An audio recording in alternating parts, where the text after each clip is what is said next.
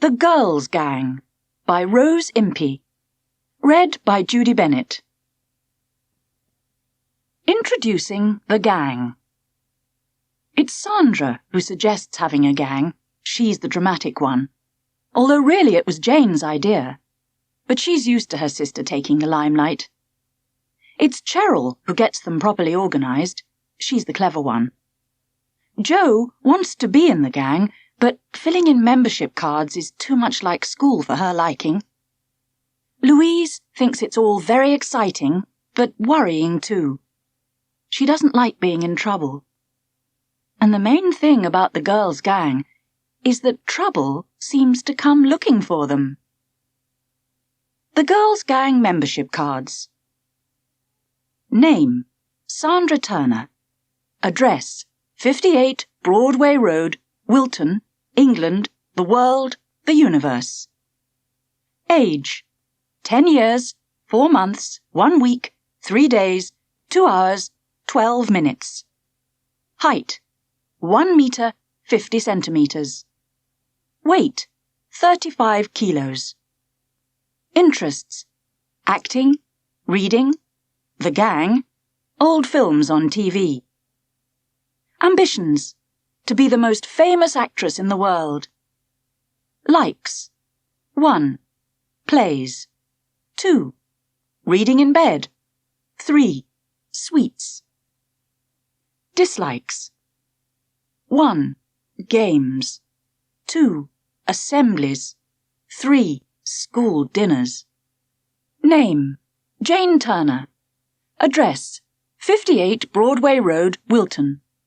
Age: 10 years, 4 months, 1 week, 3 days, 2 hours, 10 minutes. Height: 1 meter 50 centimeters.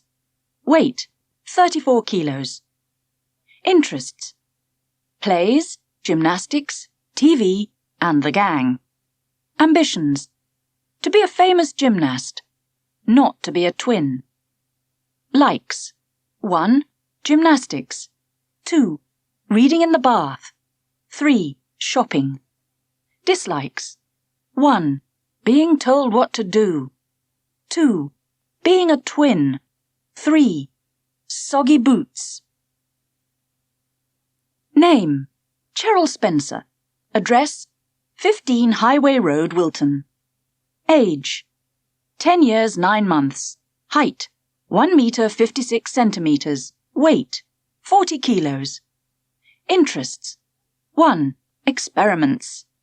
Chess, thinking, plays, and eating. Ambitions: to be a famous scientist like Einstein or David Bellamy. Likes: 1. Science fiction stories. 2. Pizza. 3. Mental arithmetic. Dislikes: 1. Boys. 2. Going to bed. 3. Getting up. Name: Jo Robson. Address: 12 Weaver Way, Wilton. Age: 10 years, 3 months. Height: 1 meter, 38 centimeters. Weight: 30 kilos. Interests: gymnastics, football, and other sports. Ambitions: to win a few gold medals at the 1992 Olympics. Likes: 1. Running. 2. Being in a gang. 3. Daley Thompson. Dislikes: 1. School. 2. Boys. 3. Spelling tests. Name: Louise Bottomley. Address: The Dell, Tinker's Close, Wilton. Age: 11 years, 1 week. Height: 1 meter 51 centimeters. Weight: 37 kilos. Interests: pop music and clothes and TV. Ambitions: to be an air hostess or pop singer. Likes: 1. Shakin' Stevens. 2. Beef burgers. 3. Dancing. Dislikes: 1. Having my hair cut. 2. Looking after my sister. 3. Being teased about my name.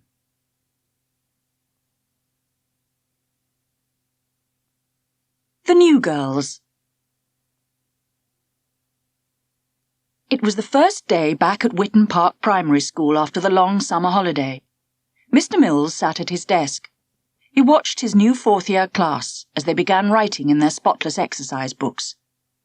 "I want you to write about yourselves," he had said. "Your likes and dislikes, interests, ambitions, weaknesses, anything you want to tell me." "Weaknesses, sir," said Ralph Raven. "I can't think of any offhand." The girls could have given Ralph a few suggestions. He'd only been in the class a couple of hours, and Mr. Mills could already think of one or two himself. "I'm sure you'll think of something, Ralph," he said. "Now, make a start. I want at least a couple of pages before lunchtime." Some of the class had groaned. Any kind of writing was hard work as far as they were concerned. But most people had felt relieved. At least they didn't have to write about my holidays. On the way to school, Cheryl had been dreading the possibility. "I've had to write about my holidays in every class I've been in," she said to Jo. "It's the worst thing about coming back to school." "When my brother started at the high school," said Jo, "they had to do it 4 times on the first day. In English, humanities, French, and music. I mean, what have holidays got to do with music?" Cheryl Spencer and Jo Robson often walked to school together. They were both odd ones out in the class, but they seemed to be able to put up with each other's differences. Cheryl was the tallest girl in the school, and everyone called her a boff. She wrote in her book, "When I grow up, I intend to be a famous scientist, like Einstein or David Bellamy. I shall discover things like gravity and rare snakes. I might even be a nuclear physicist, except I don't approve of bombs." Jo was the smallest person in the class, but she was fast and athletic. She wasn't very good at schoolwork. She couldn't seem to sit still long enough to learn anything. "I have 4 older brothers," she wrote, "and they make me sick. They sit on me and pinch my sweets and leave me out. I don't think it's fair that boys are bigger than girls. Something ought to be done about it." Across the table from them sat Louise Bottomley. She was a shy girl, with long blonde hair and dreamy eyes. Sometimes she had friends, other times she was left on her own. Today she sat opposite Cheryl, next to the new girls.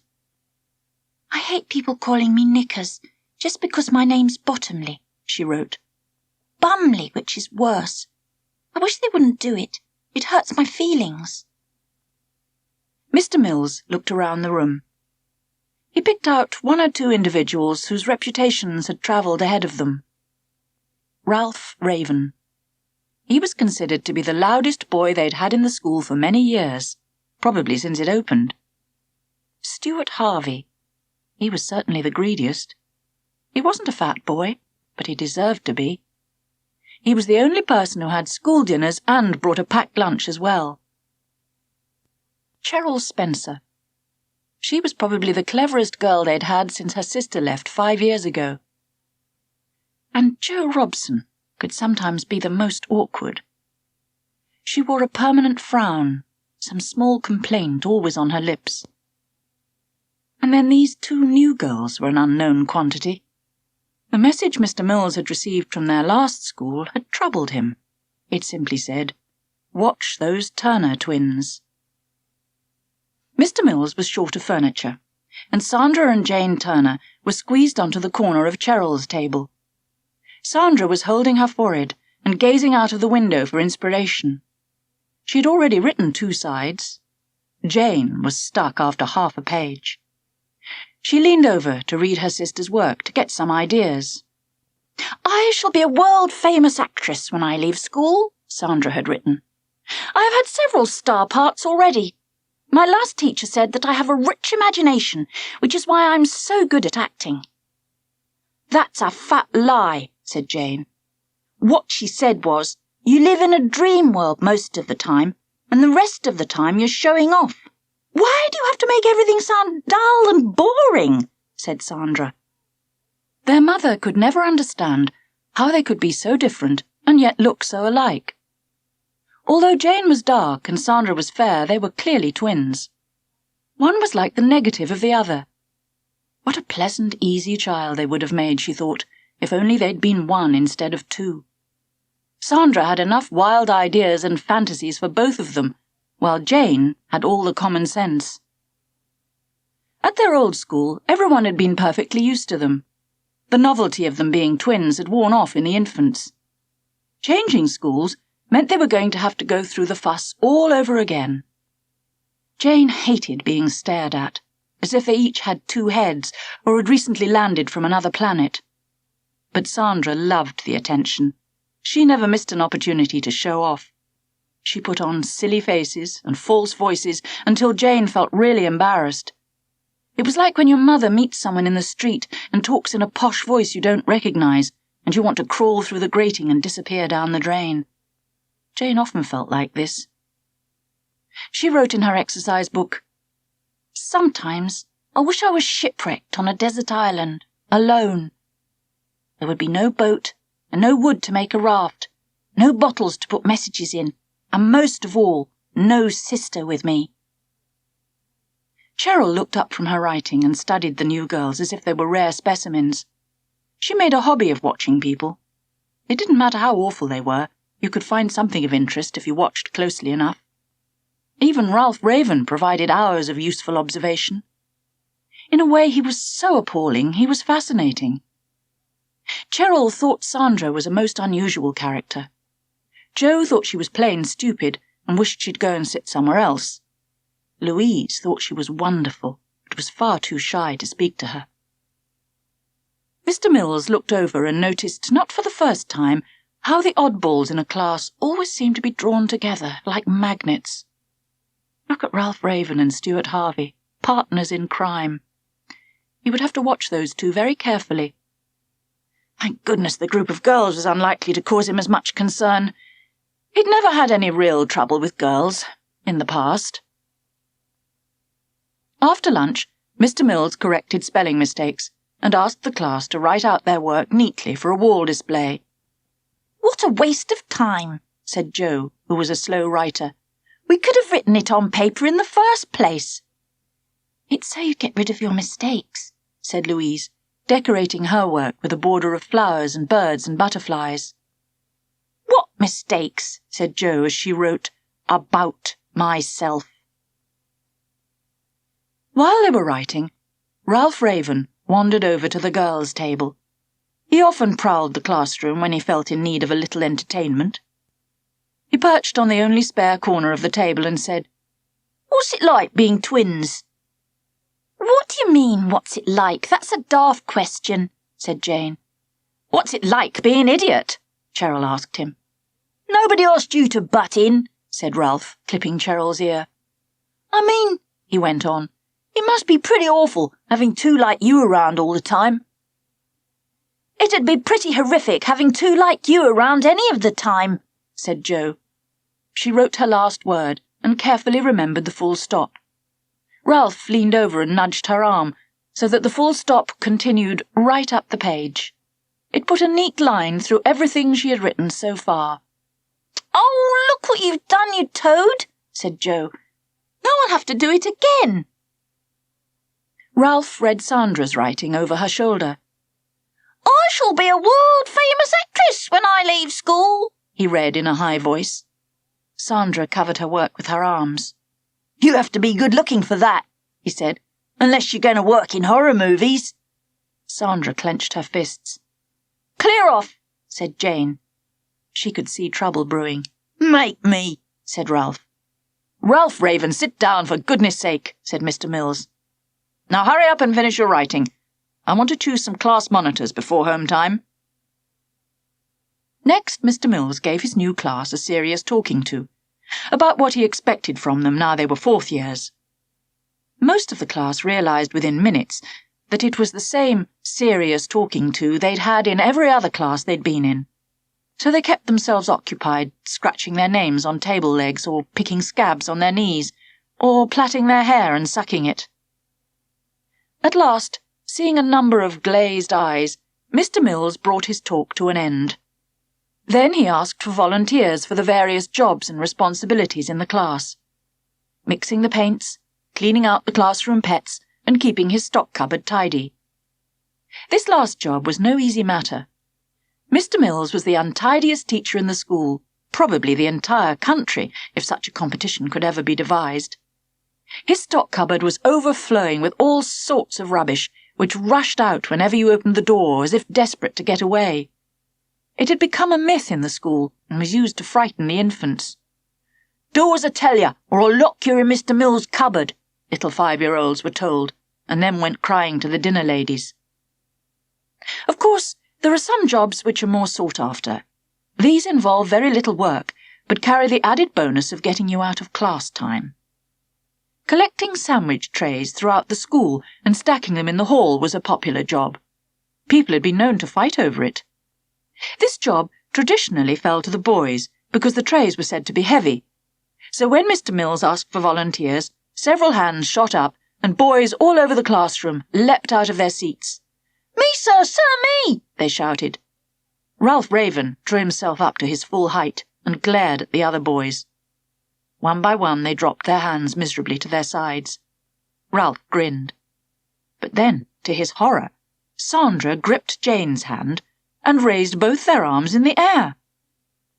"We'll do it, sir," she said. "We're very reliable." Everyone was shocked. This was a serious matter. "Don't be stupid," said Ralph. "It's a boy's job. Them trays are heavy. Girls'll never lift them, sir. Honest." "I think Ralph's right," said Mr. Mills. "We'll leave that job to the boys." "Why?" asked Sandra. Mr. Mills was flustered for a moment. He wasn't used to girls questioning his authority. Really, there was no good reason, except that it was the way things always were in his class. Mr. Mills was a teacher of habit. But the determined look on Sandra's face made him stop and consider. He couldn't stand a long, drawn-out discussion, not on the first day of term. "Oh, very well," he said. "You two girls can do it for a few weeks. We'll give someone else a chance later." Ralph Raven looked at the twins as if they'd just crawled out of the woodwork, and he would like to have trodden on them. Sandra returned the look with a smile, both sweet and sickly. At home time, Sandra and Jane walked past the library towards the allotments. The path through them provided a useful shortcut to their new home. A little way ahead, Ralph Raven and Stuart Harvey were waiting by the allotment gates. They grabbed a girl each and began to shake them like two dogs shaking a pair of rats. "Now listen here, you little creeps," said Ralph Raven. "You can't come to our school and start throwing your weight around. We don't like bossy girls in our class, do we, Harvey?" And he shook Sandra hard. "No, we don't like bossy girls, do we, Raven?"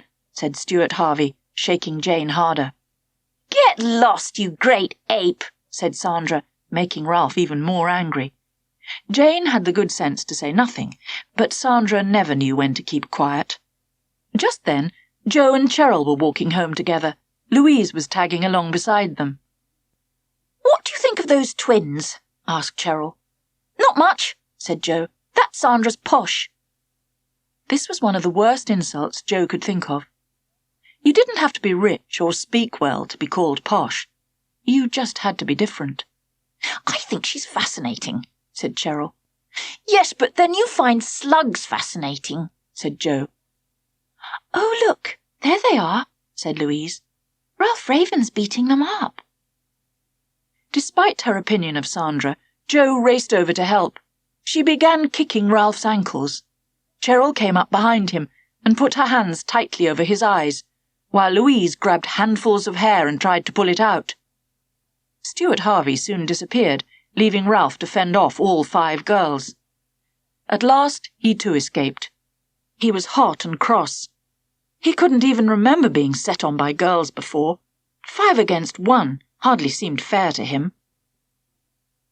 "It's a good job you lot came along," said Jane. Sandra picked up her dinner bag. There was the tinkling sound of a broken flask. "The great oaf," she said. "He's a coward, really," said Cheryl.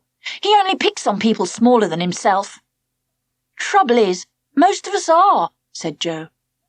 "My mum says you're better ignoring Ralph Raven," said Louise. "There are some things you can't ignore," said Cheryl, "and Ralph Raven shaking you to death is one of them." The girls sat on the allotment gates.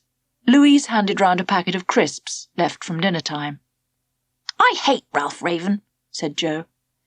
"I hate boys, full stop," said Sandra. "They always get their own way," said Jane.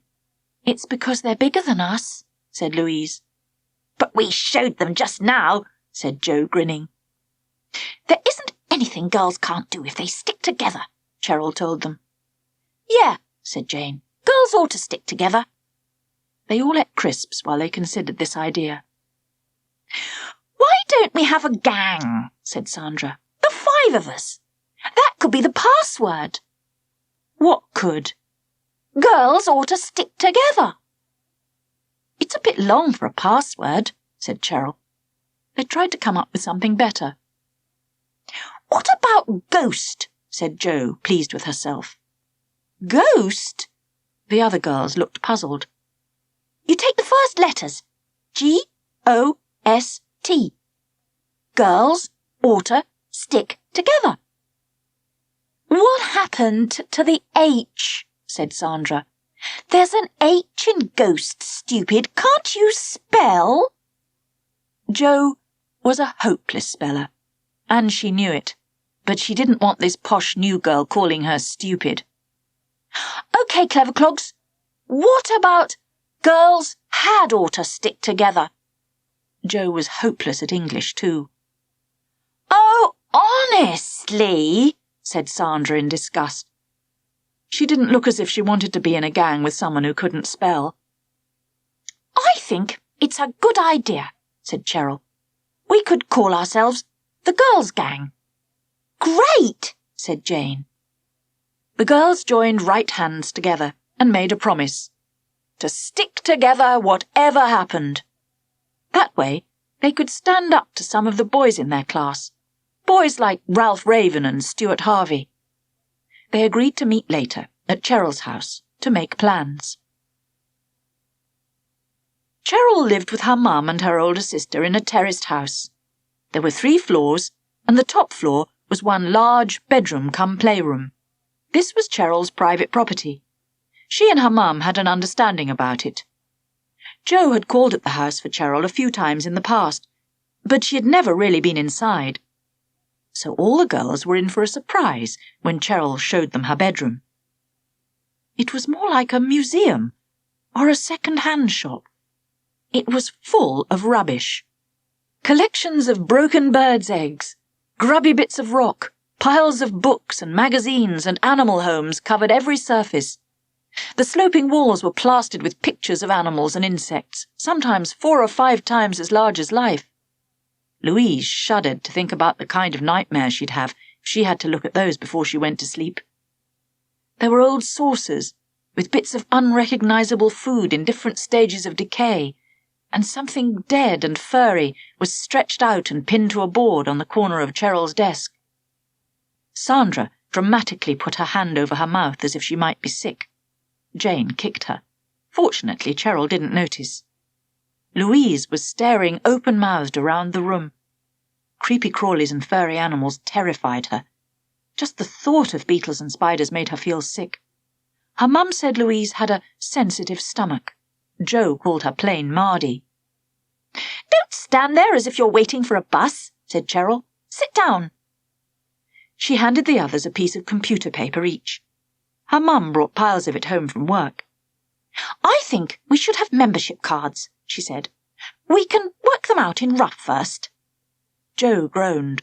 More writing. She'd come to join a gang, not play at school. "What have we got to put?" said Louise. "Details about yourself. Name and address first," said Cheryl. "And height and weight," said Jane. "And interests and ambitions and things," said Sandra. "I don't think I've got any ambitions," said Jo, not entirely sure what it meant. "Course you have," said Sandra. "Everyone's got ambitions unless they're vegetables." "Even vegetables might have ambitions," said Cheryl. "We don't really know." The others looked at her as if she was mad. "Think about what you'd like to do more than anything in the world," said Jane helpfully. "Oh, I see what you mean," said Jo. "Like beat up Ralph Raven single-handed and then sit on him." "No," said Jane, "that's not what I mean." "What are you good at?" said Sandra. "There must be something, I suppose. Apart from spelling, of course." Jo went red and drew her eyebrows together in a scowl. "She's brilliant at games," said Cheryl. "She's the fastest girl in the school. She even plays football with the team sometimes." Sandra was not impressed by this. In her opinion, any girl who chose to play anything with the revolting specimen she'd seen in Class 1 must need her head testing. "Well then," said Jane, "what do you hope to be when you grow up? I want to be a famous gymnast." Jo considered this. She liked gymnastics too. Under interest she wrote gymnastics, football, and other sports. There was a short, comfortable silence while they each thought about what else they wanted to put on their cards. Cheryl looked up and watched the other girls. She was going to enjoy being in a gang. It felt good having friends in her bedroom like this. Sometimes she was tired of being one on her own. Louise was excited and worried at the same time. She wondered whether the other girls might get her into trouble. But this worry didn't seem enough to put her off. The twins were pleased to have made 3 new friends so quickly. Only Jo had her doubts. She was dead keen on being in a gang, but she still wasn't sure about that big-headed Sandra. Jo thought 4 would have been a better number for a gang. As if reading her mind, Sandra said, "I don't think we should let anybody else join this gang. It should be just the 5 of us." "Well, 5's enough," said Jane. "5's more than enough," muttered Jo. "Let those boys start anything from now on," said Cheryl. The girls pushed back their sleeves as if ready for action. They certainly looked like a force to be reckoned with. If Ralph Raven had been a fly on that bedroom wall, he would have hibernated for the winter on the spot. And it would have been better for Ralph if he had. The farm visit. Over the next few weeks, the 5 girls went everywhere together. At school they still shared a table, taking it in turns to sit at the corner. Most days after school they met at Cheryl's house. They had gang meetings, or made up plays, or practiced gymnastics on Cheryl's bed. The girls tried to keep well away from Ralph Raven. They didn't want any trouble. But Ralph couldn't seem to keep away from them. He was looking for an opportunity to get his own back. He wasn't likely to forget that first day when those wretched girls had nearly beaten him up. He hung around them, playing stupid practical jokes, which only made the girls angry. In the end, this led to a most humiliating defeat for Ralph, and one which caused a terrible stink. "Today I want to talk about the class project we're going to do," said Mr. Mills. "On farming." Several faces looked less than enthusiastic. "That's not very exciting," 1 or 2 people muttered. This was exactly why Mr. Mills had chosen it. He liked to start off the new school year with a nice, safe project, one which he knew well and which wouldn't provide much opportunity for stupid behaviour. Mr. Mills would never forget the one year when he had decided to have a change. He had thought he would do a project on water. He had a particularly difficult class that year, and perhaps he should have known better, but he was younger then and less experienced. He had set up a sand tray in his classroom, through which water trickled, making streams and valleys. He closed off the outlet hose by tying a knot in it, which should have been adequate. But there was an especially stupid boy in this class, called Gary Fogarty. In a moment of boredom, he had cut through the hose with a pair of craft scissors. He had stood there for a moment, sealing the end with his thumb, but he had soon got bored with that. Fearing discovery, he had poked the hose into a nearby drawer and wedged it shut. Unfortunately, in the drawer were trays of powder paint, 6 different colours. During story time, at the end of the afternoon, Mr. Mills suddenly noticed that the class were not listening to him at all. They were watching the set of drawers beneath the water tray. A multicoloured froth was pouring out of one of the drawers like a lurid volcanic eruption. It was travelling slowly but steadily across the classroom floor. No one moved or spoke. The class sat as if hypnotized. Mr. Mills toyed with the idea of reading on until home time to see if they would continue to sit there, while the foam washed over their feet and gradually rose up to drown them all. Mr. Benbow, the caretaker, had never forgotten or forgiven Mr. Mills. School caretakers, like elephants, have remarkably long memories. It had also provided Mr. Thacker, the headmaster, with a good deal of amusement. He was the sort of person who seems to delight in other people's misfortunes. He stood in Mr. Mill's classroom, leaning against a bookcase, shaking with laughter and mopping his face with a handkerchief, while Mr. Mills tried to clean it up. You could still see the stains on the floor at the end of the year. So there was no chance that Mr. Mills would ever repeat the experiment. Each year now, he took the class out to a local farm. Farming was a good, safe subject. "I have organised 2 visits to start us off," he told the class. "One to a cattle market." Ralph Raven and Stuart Harvey couldn't resist a few moos. "And the other to a local farm. Unlike most modern farms, this one still practices mixed farming, so there'll be plenty of different animals to see, as well as farm buildings and machinery." A few of the boys looked more excited at this news. They did mimes of driving tractors at speed round corners with much screeching of brakes. Mr. Mills soon put a stop to that, and gave the class another serious talking to about what kind of behaviour he expected from them on these visits. "And most of all," he said, "I don't expect anyone to be unkind to the animals." This prompted several people in the class to be unkind to one another. They made rude remarks about some people going to visit their relatives, and told them to be careful they didn't get left behind in the pigsties. Sometimes Mr. Mills wondered why he bothered. All right, he said. "That's enough. Now don't forget you'll need Wellingtons for both these trips. If there's any mess to be found, no doubt you'll all manage to trample through it." "Sometimes Mr. Mills talks to us as if we're a load of infants," Sandra complained. Jane looked across to where Ralph Raven was stepping into imaginary puddles of sewage. "I'm afraid some of us are," she said. On Friday morning, Class 1 assembled outside the school and then piled into the coach.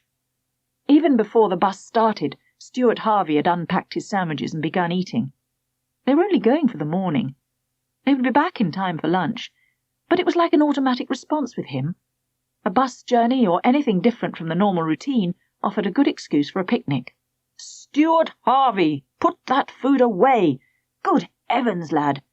It must be all of an hour since you had your breakfast." "I thought it seemed a long time, sir. My stomach was really rumbling." At the cattle market, they watched as trailer loads of animals were herded into pens, which looked far too small to hold them. Packed in together, they were a heaving mass of life. They squirmed and wriggled like tins of maggots, so that you couldn't tell which were their heads and which were their tails. The animal noise was deafening. It made Mr. Mills realize there were worse places to work than a primary classroom. The only thing which seemed to rise above the bleats and grunts was the sound of the auctioneer calling for bids. The volume of his voice was impressive. Several people asked Ralph Raven whether he had considered auctioneering as a job when he left school. Ralph liked the idea. He listened carefully, trying to pick up a few tips. Later, Class 1 watched while a pen full of sheep had their ears punched to show they'd been to market. It looked painful. It reminded Jo of the time when she had stapled a display label through her finger. She had stood looking for a moment at the word Brontosaurus, wondering whether she had copied it wrongly, before passing out with the pain. Ralph Raven and Stuart Harvey were watching the farmer with their usual morbid interest. They seemed to be getting very friendly with him. "Perhaps they want him to pierce their ears next," said Cheryl. "I hope he pierces Ralph Raven's nose while he's about it," said Jo. She had an amusing vision of leading Ralph by the nose around the auctioneer's ring. When they were all waiting for the bus to take them back to school, Ralph and Stuart came pushing into the girls and generally making a nuisance of themselves. Ralph grabbed Louise's anorak pocket and nearly ripped it off. Mr. Mills told the boys to get in line and stop showing him up." Both boys looked innocently over their shoulders as if he were talking to someone else. Louise felt in her pocket, where she found a soft, squidgy mess. She brought out her hand. In it were the scraps of 6 sheep's ears. They lay there, pink and pathetic, making her feel quite depressed. She didn't know what to do with them. It didn't seem right to drop them on the floor like unwanted litter. "Oh, give them to me," said Cheryl. "They'll do for my collection." Cheryl picked up all sorts of things. Sheep's eyes, cows' tongues, birds' skulls. Jane called it Cheryl's Chamber of Horrors. Just thinking about it gave Louise nightmares. Her mum would have had a screaming fit if she'd ever kept anything like that in her bedroom. On the way back in the bus, Ralph decided to practice his auctioneering skills on the girls' gang. "Who'll give me 5? Who'll give me 5? Who'll give me 5p for this fine fat heifer?" he said, pointing at Louise. She blushed, the colour rising like a thermometer. "Now, what am I bid? What am I bid for these 2 rare goats? 1 black, 1 white," he said, indicating the twins. 10p for the 2 and cheap at half the price." Sandra glared at Ralph, as if aiming 2 poisonous darts at his head. They bounced off, with no effect at all. "And who'll give me 2p for this runt pig? The weedy one of the litter, I won't deny it, but give it a good home and it might survive." Cheryl had to hold Joe down at this point. "Ignore him," she said. "He's not worth bothering with." Next it was Cheryl's turn. "Who can I pay? Who can I pay to take this old cart horse off my hands? Not much life in her, but worth a few pence at the glue factory," he said. Cheryl began to get out of her seat. "I'll tell you what," he offered the rest of the bus. "I'll do you a deal. Bargain of the week. I don't want a pound. I don't even want a penny. In fact, I'll pay you to take 'em." All 5 girls looked as if they were about to take Ralph apart and auction the pieces, but Mr. Mills stepped in. "Just sit down and give your voice a rest, will you?" "But it isn't tired, sir," said Ralph. "No, but everyone else is," said Mr. Mills. As they walked home from school that day, the girls were still smarting from Ralph Raven's insults on the bus. Other boys in the class had taken up the idea and had continued to sell off the girls to one another throughout the day at more and more humiliating prices. The joke was wearing very thin indeed. "Ralph Raven is really looking for trouble," said Jo. She viciously kicked a stone out of her path as if it were Ralph Raven himself. "Oh, don't worry about him," said Sandra. "I've got 1 or 2 ideas for sorting him out." "What sort of ideas?" said Jo. "Oh, that would be telling," said Sandra, smiling.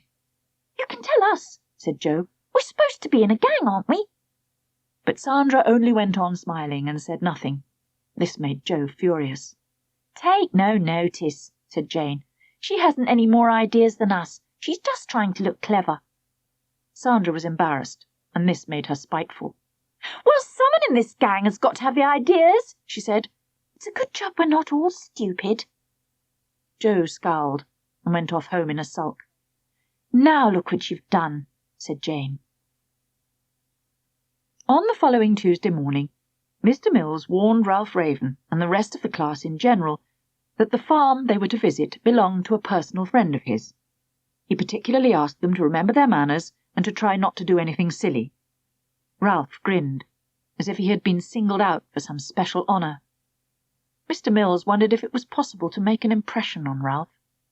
He was like one of those children's plastic toys, a Mr. Wobbly with a curved base.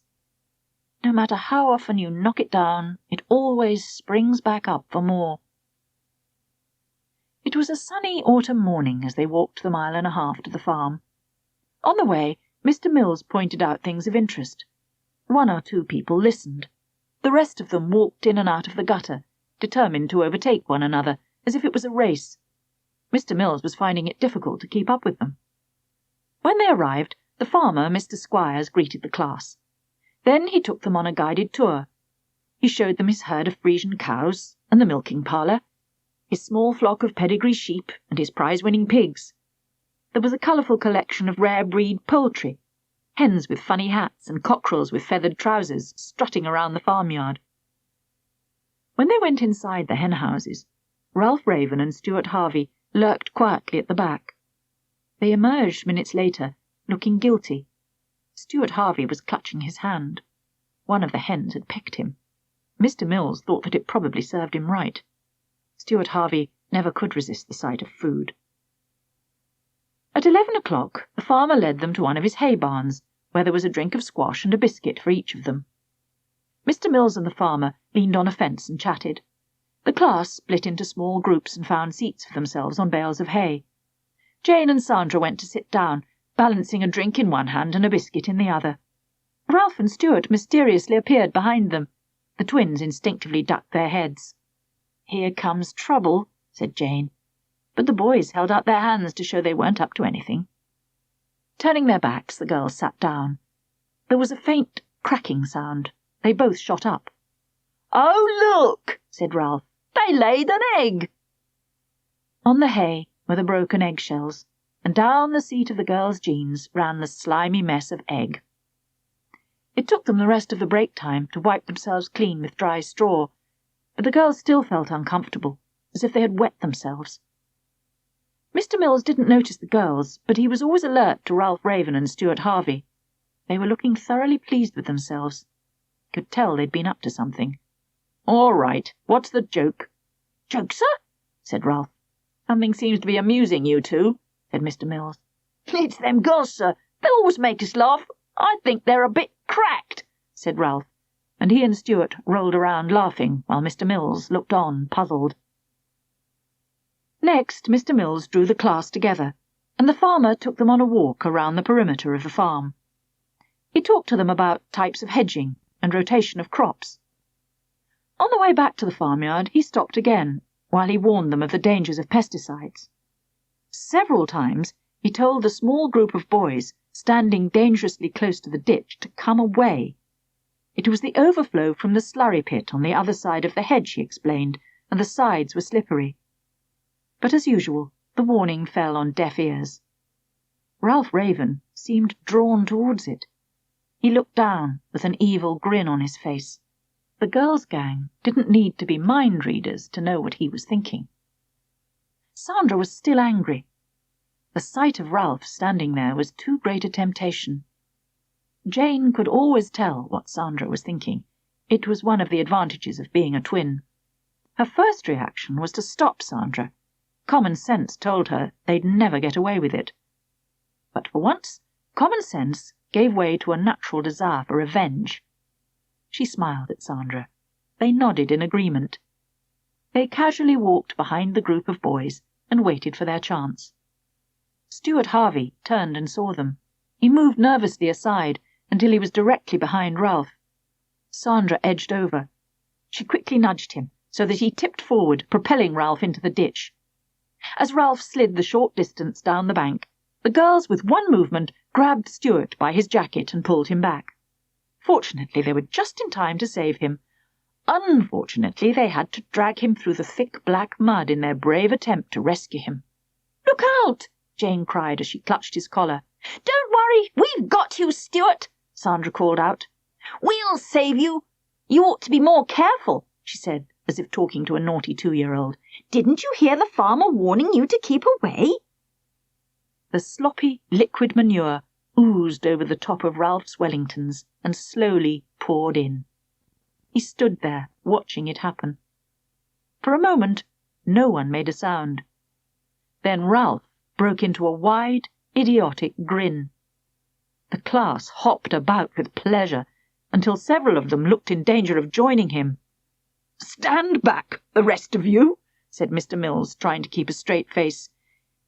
He would have liked to turn round and laugh his head off, but the prospect of Mr. Thacker, the headmaster, waiting back at the school to greet them, wearing his superior expression, prevented Mr. Mills from enjoying the joke. "Don't just stand there like an idiot paddling raven," he said. "Get out of there!"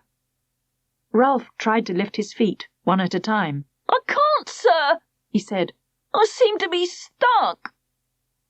It took half an hour for the farmer and Mr. Mills, standing on planks, to lever Ralph out of his Wellingtons. The boots stood there, desolately peeping out above the slurry, like 2 abandoned boats. Ralph sat on the grass and peeled off his socks. He wiped the worst off, holding them well away from him. "Pooh! He doesn't half pong," said Stephen Sprigg, moving well away. "We've never got to walk home with him, sir, smelling like that," said Melissa Whitehead, one of the fussier girls in the class. "He doesn't smell any different to me," said Cheryl. Back in the farmyard, the farmer hosed Ralph from the knees down. Ralph enjoyed this and clowned around as if he were in a circus. Mr. Mills shook his head. The farmer gave the class a short talk about the dangers of slurry pits. On this occasion it had seemed quite a joke, but, he reminded them, it could have been far more serious. Nobody wanted to dwell on that thought. Mr. Mills thanked the farmer, who loaned Ralph a pair of boots to walk home in. With some prompting, Ralph and Stuart made their apologies. Finally Mr. Mills said, "I think the least you two boys can do is to thank Sandra and Jane." Ralph and Stuart looked at the teacher open-mouthed. "Without their observation and quick thinking, both of you could have ended up in the ditch in a much worse mess. You can have a house point each, girls." "Thank them?"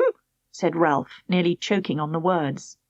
"Yes, go on," said Mr. Mills sternly. Ralph and Stuart mumbled something and curled their lips. "Don't mention it," said Jane, smiling. "I'm sure you'd have done the same thing in our place," said Sandra sweetly. "We certainly will," said Ralph, "if we ever get the chance." Jo had watched it all out of the corner of her eye. She thought it was the neatest trick she'd seen. Perhaps there was more to these new girls than she had first thought. That Sandra clearly wasn't as daft as she looked. Ralph and Stuart, forced to walk home on the other side of the road, quietly plotted how they would get even with those girls if it was the last thing they did.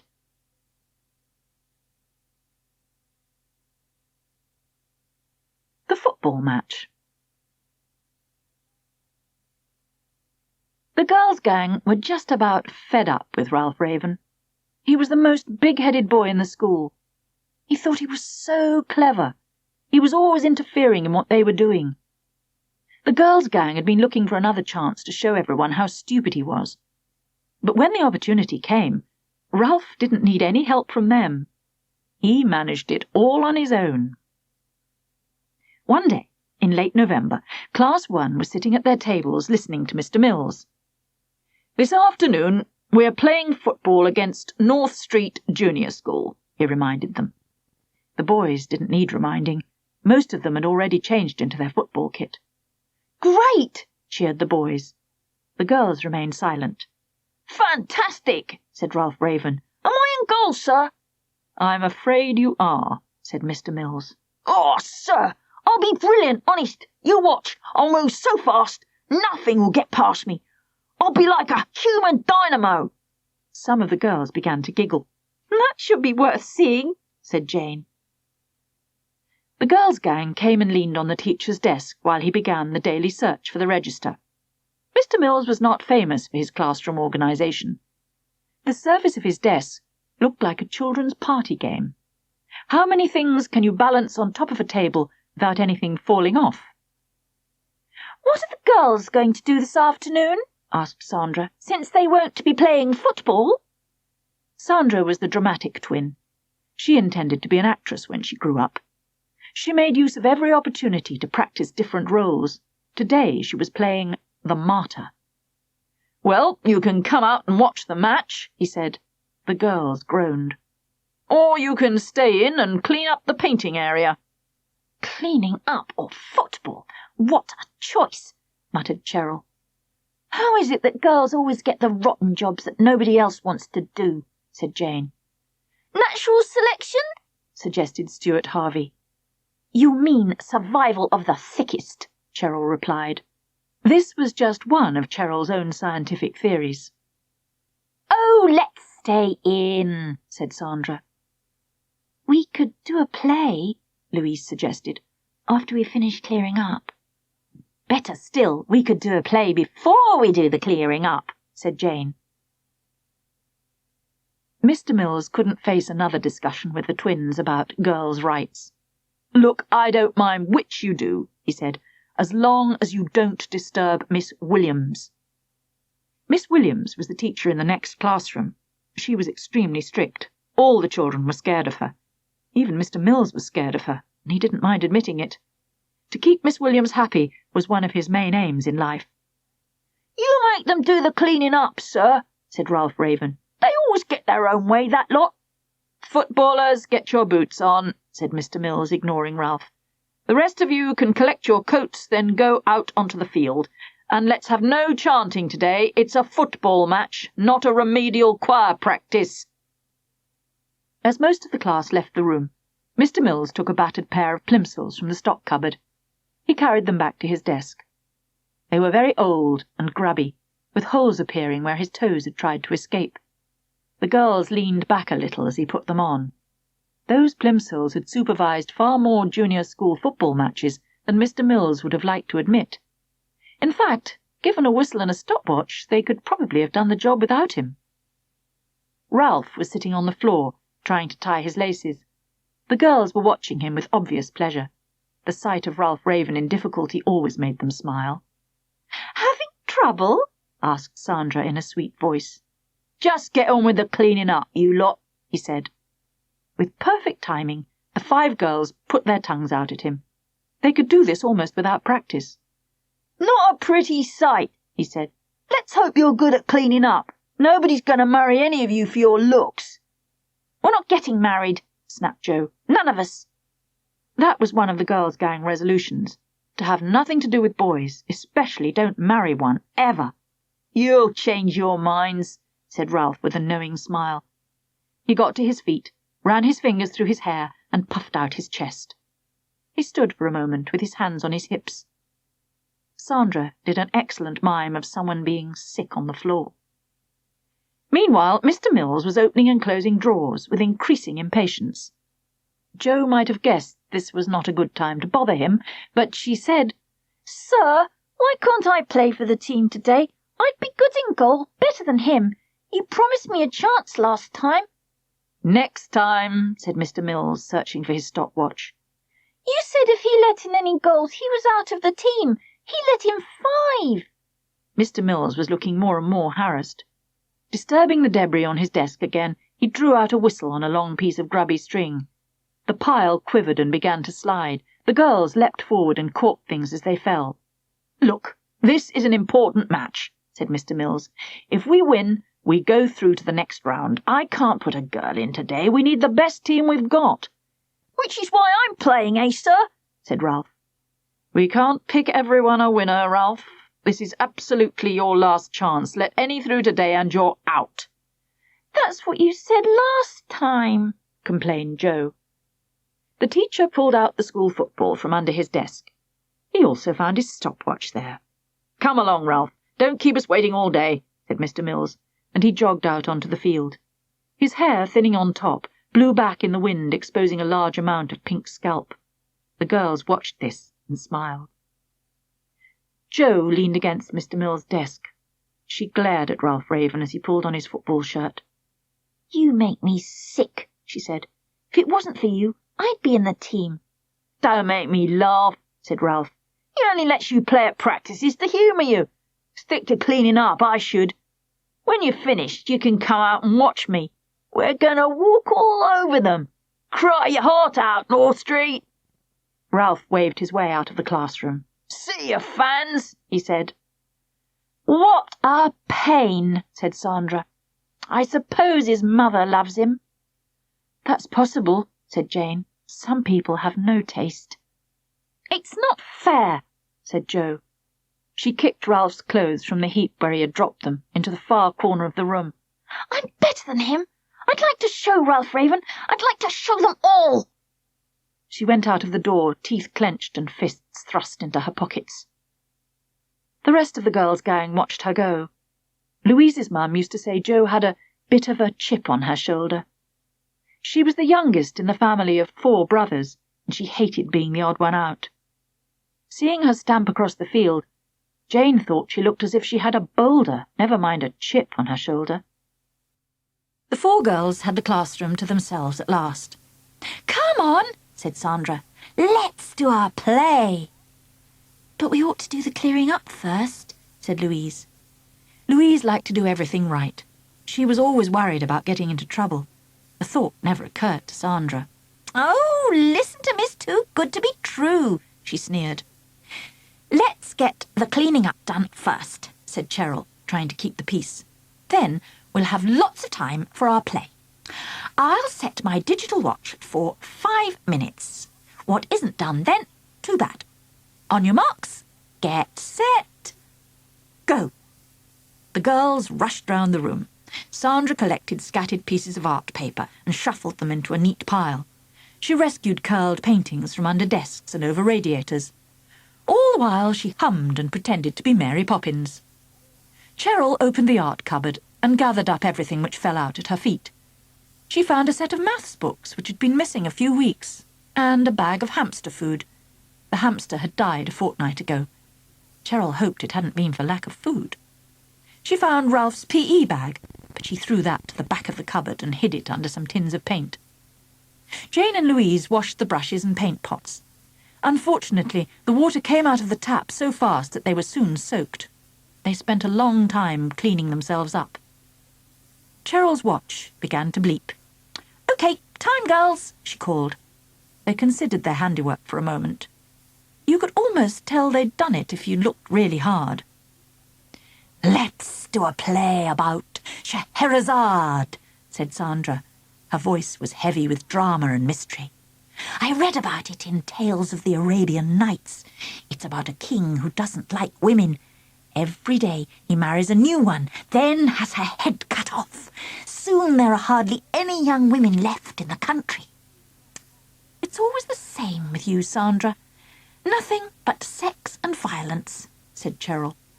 "Eventually," Sandra continued, "he marries Scheherazade. She's very beautiful, but she's also clever. She manages to outwit him by telling such wonderful stories that he can't bear to kill her." "That'll be your part, I suppose," said Jane. "Well, it was my idea," said Sandra. "Cheryl can be king. You can be my sister, who I tell the stories to." "I don't want to be your sister. I get enough of that in real life. I have to listen to your stories all the rotten time," Jane complained. "OK, Louise can be my sister. You can be the palace guard. You can cut their heads off." "Whose heads? There's no one left," Jane pointed out. "We'll get Jo in later," said Sandra. "She can have her head cut off." "She'll love that," said Cheryl. "Still, I suppose it will take her mind off football." The girls' gang often made up plays. It was their favourite pastime. Their plays usually followed the same pattern. The longest job was deciding who should play each character.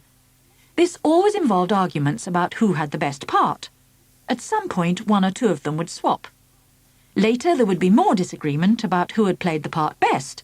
Then they might swap back. Sometimes they'd forget they'd swapped back and find themselves playing two parts at the same time. It could be very confusing. Today's play was like this, but in addition they found themselves short of actresses. Louise was sent to find Jo to try to persuade her to come in and have her head chopped off.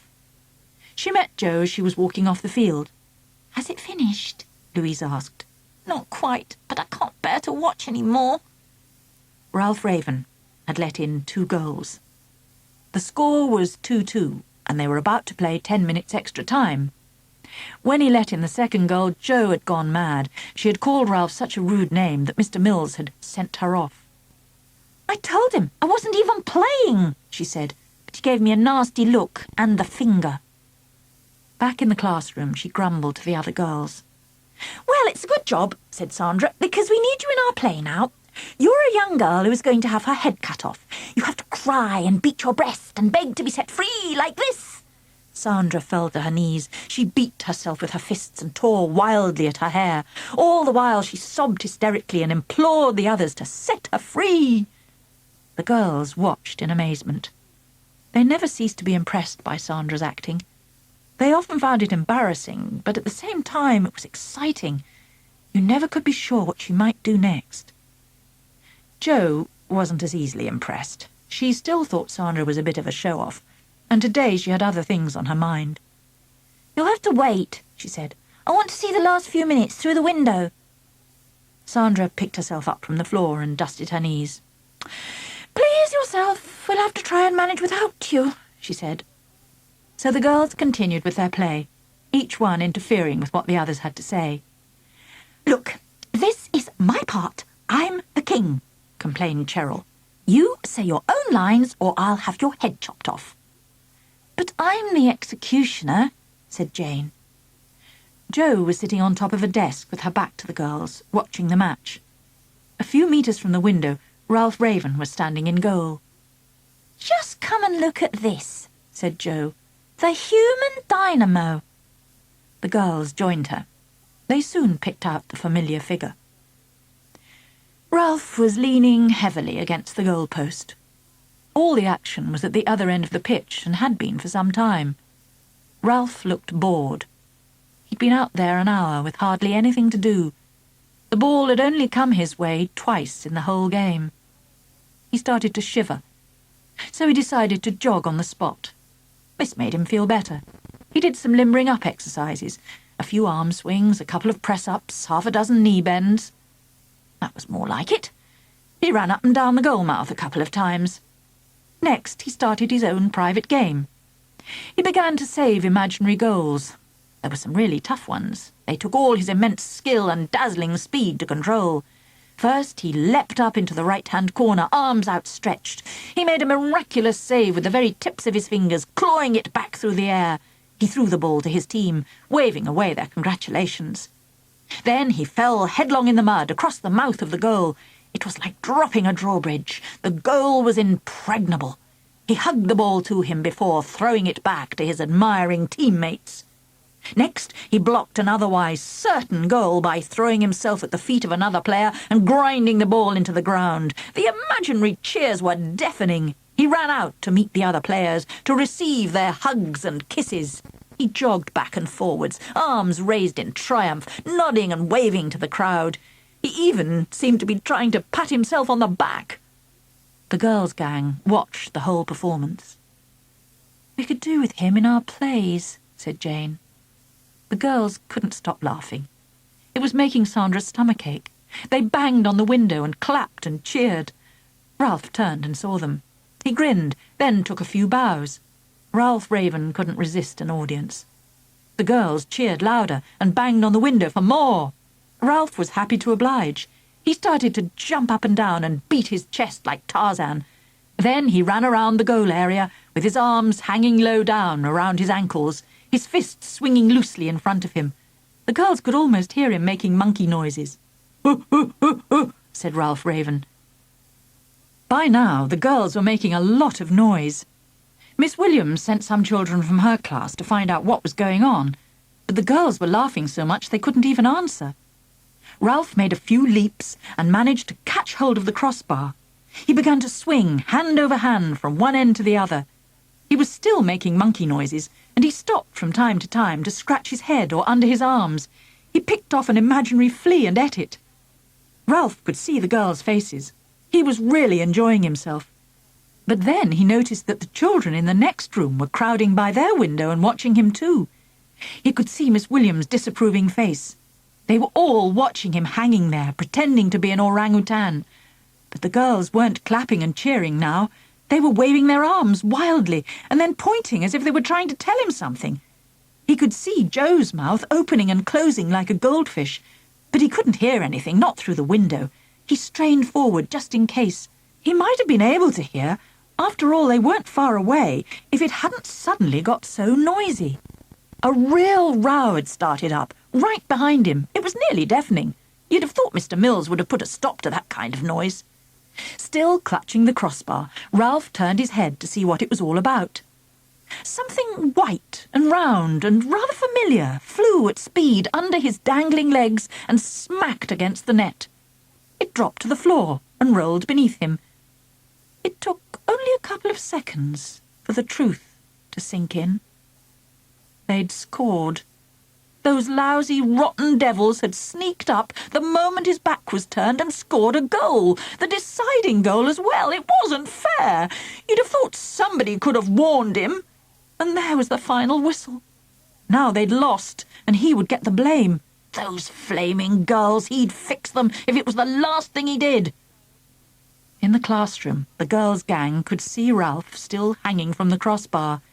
His face was a strange colour, and his eyes looked in danger of popping out of his head. His mouth was working furiously. You didn't have to be able to lip-read to make out what he was saying. It was a good job he had his back to Mr. Mills.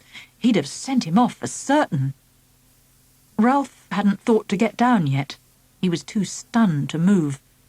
But a large hand had grabbed him from behind, and with a sharp pull was trying to get him down.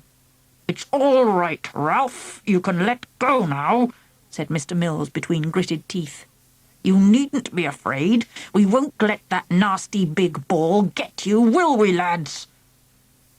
Ralph was worried as he walked into the classroom. There was the kind of atmosphere he recognised from old cowboy films, where somebody is about to get lynched, and he had a good idea who that might be.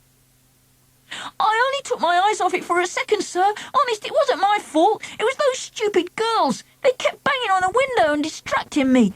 You ought to tell them off, sir. They were supposed to be cleaning up.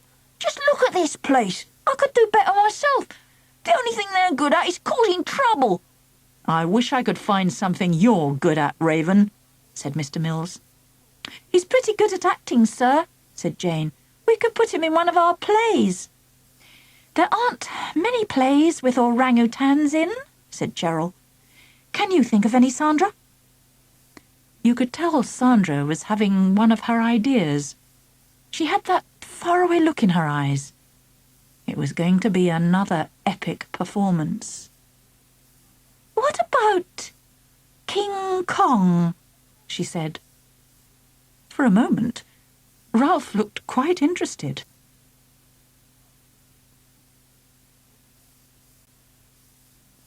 The Christmas Party. It was nearly the last week of term, and the girls were getting excited.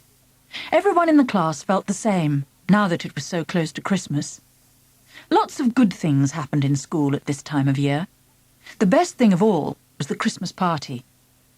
But this year, Class 1 almost missed their party, because all the party money disappeared. Mr. Mills said that was the final straw.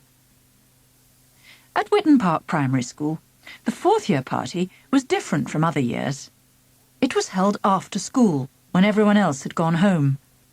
The fourth years had to come back in the dark, wearing their best clothes. Instead of bringing a jelly or a packet of crisps like the younger children, they brought money. Mr. Mills took his car down to the local chip shop and bought them fish and chips, or sausage and chips, and ice cream for afters. "Shouldn't we be collecting for the party, sir?" asked Sandra one morning while Mr. Mills was marking her maths book. "Oh, plenty of time for that," said Mr. Mills. "You concentrate on your work. There'll be distractions soon enough."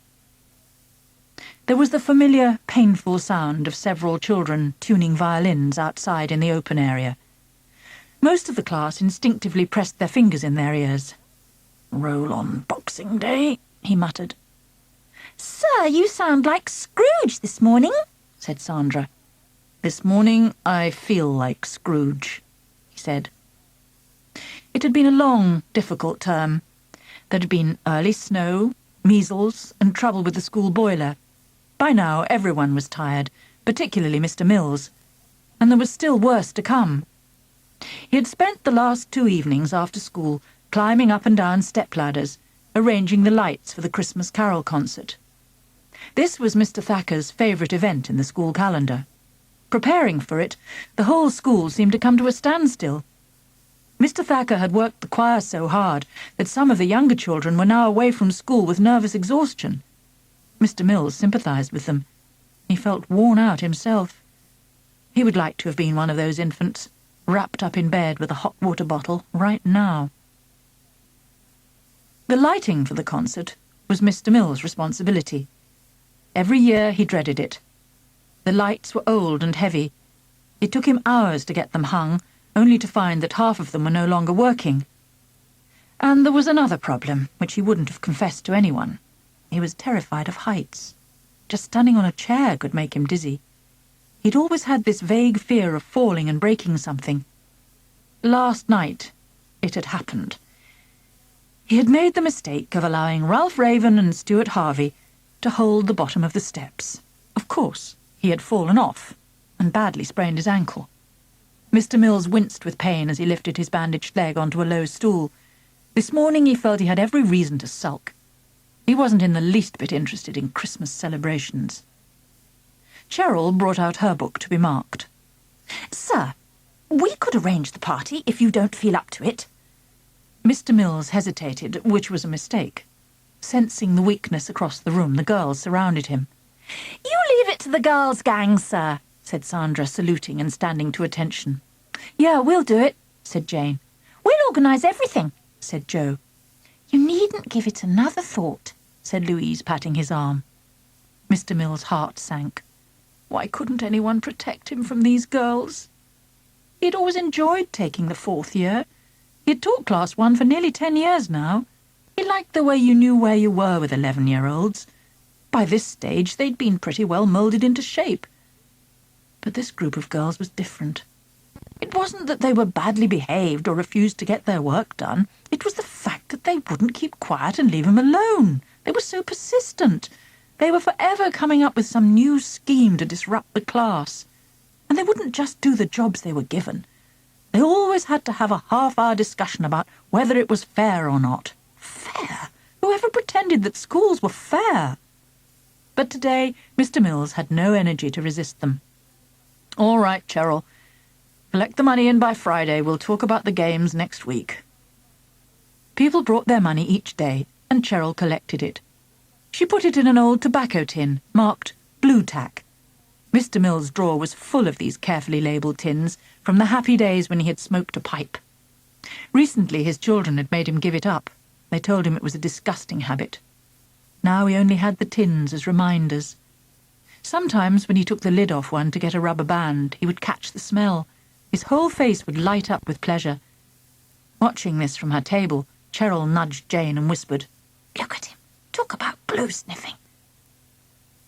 By Friday afternoon, everyone had brought in their money, except Ralph Raven.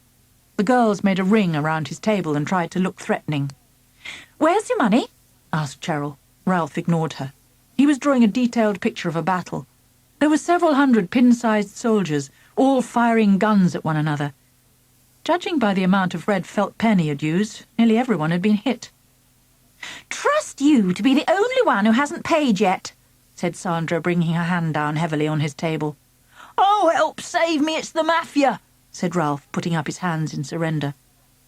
"If you don't bring it on Monday, you won't be allowed to go to the party," said Jo. "Oh, no, and who's going to stop me?" Ralph sneered at the girls. "The famous 5? "And you'll be the only one who doesn't get any fish and chips," said Louise. "Perhaps your pal Stuart Harvey will save you a chip or two," said Jane.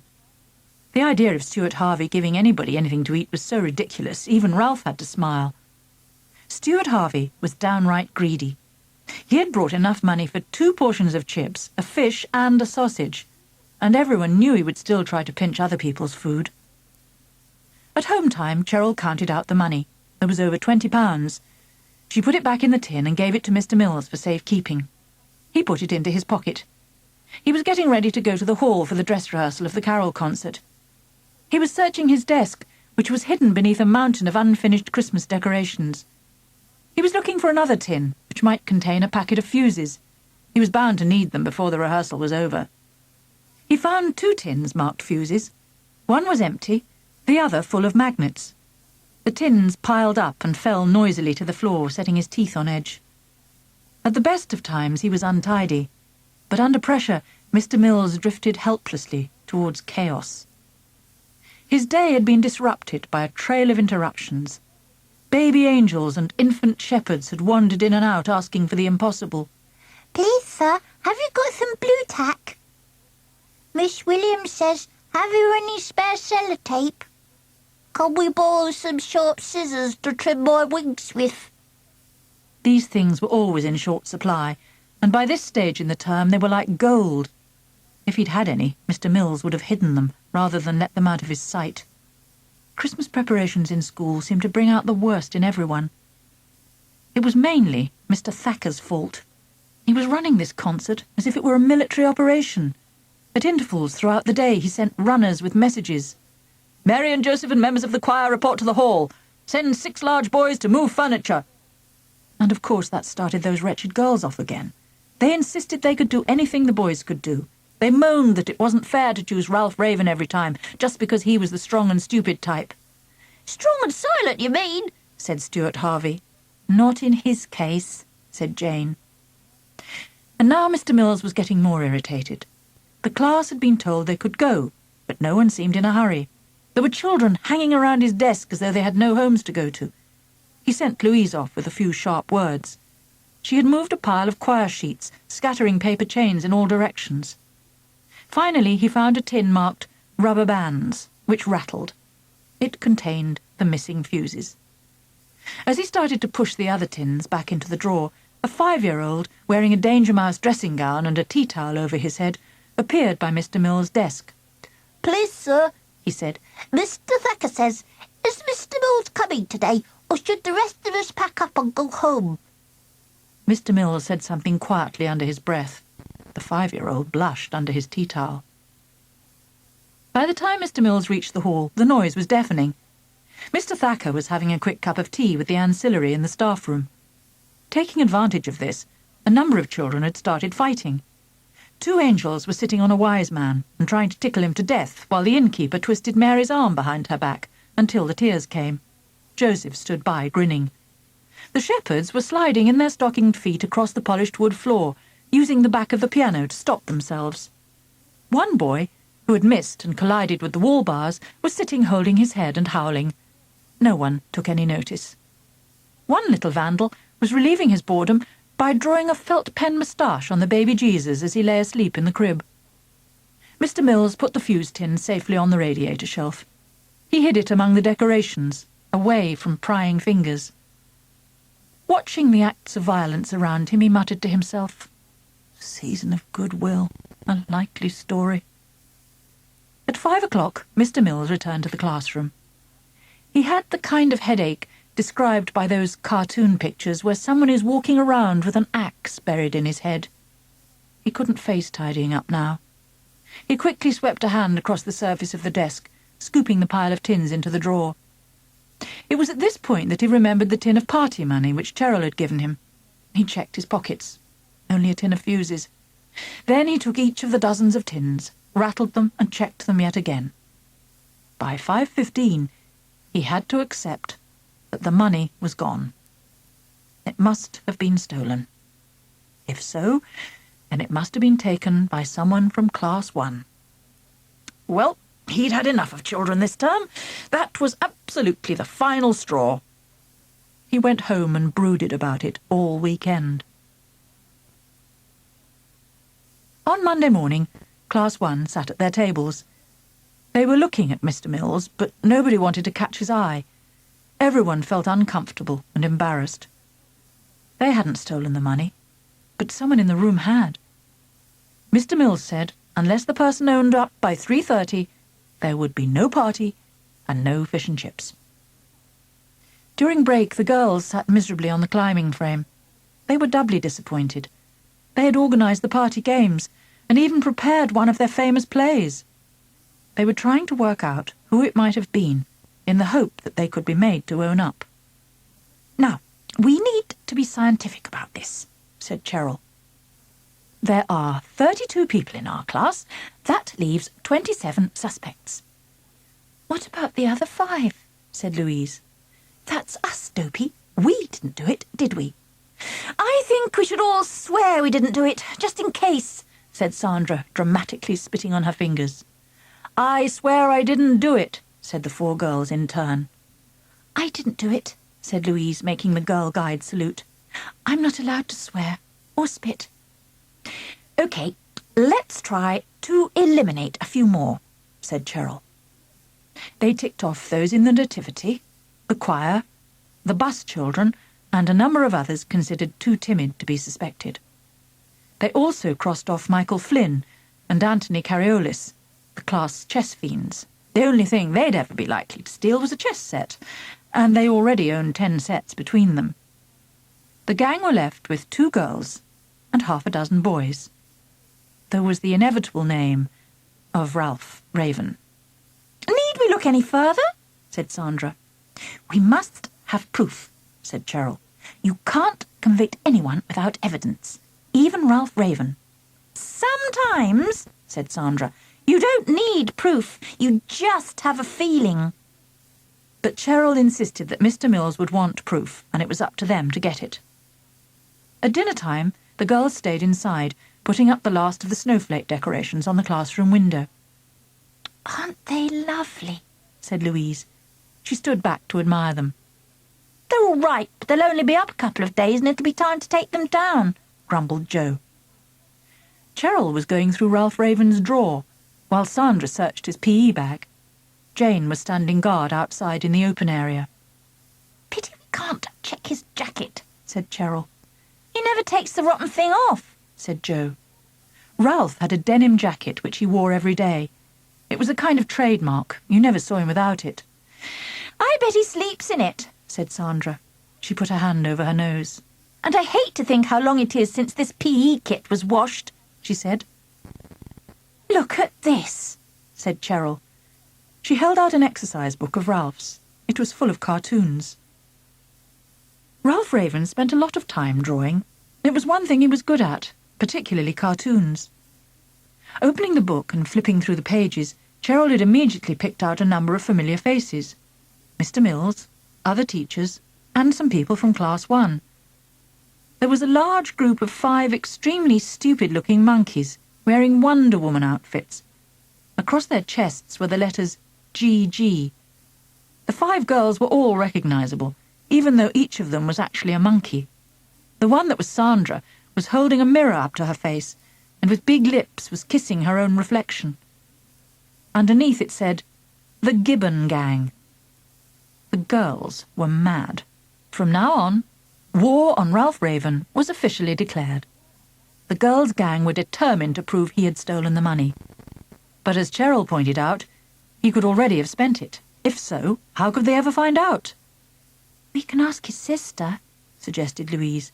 "She's in the same infant class as our Alice." "Oh, yeah," said Jo. "That's a great idea. Then she'd go straight back and tell him." "Not if we ask in a roundabout way. Drop it casually in the conversation," said Sandra, private investigator. "You've got to be subtle. Leave it to me." They found Ralph's sister Stephanie propped up against her friend Deborah. They were sharing a Mars bar.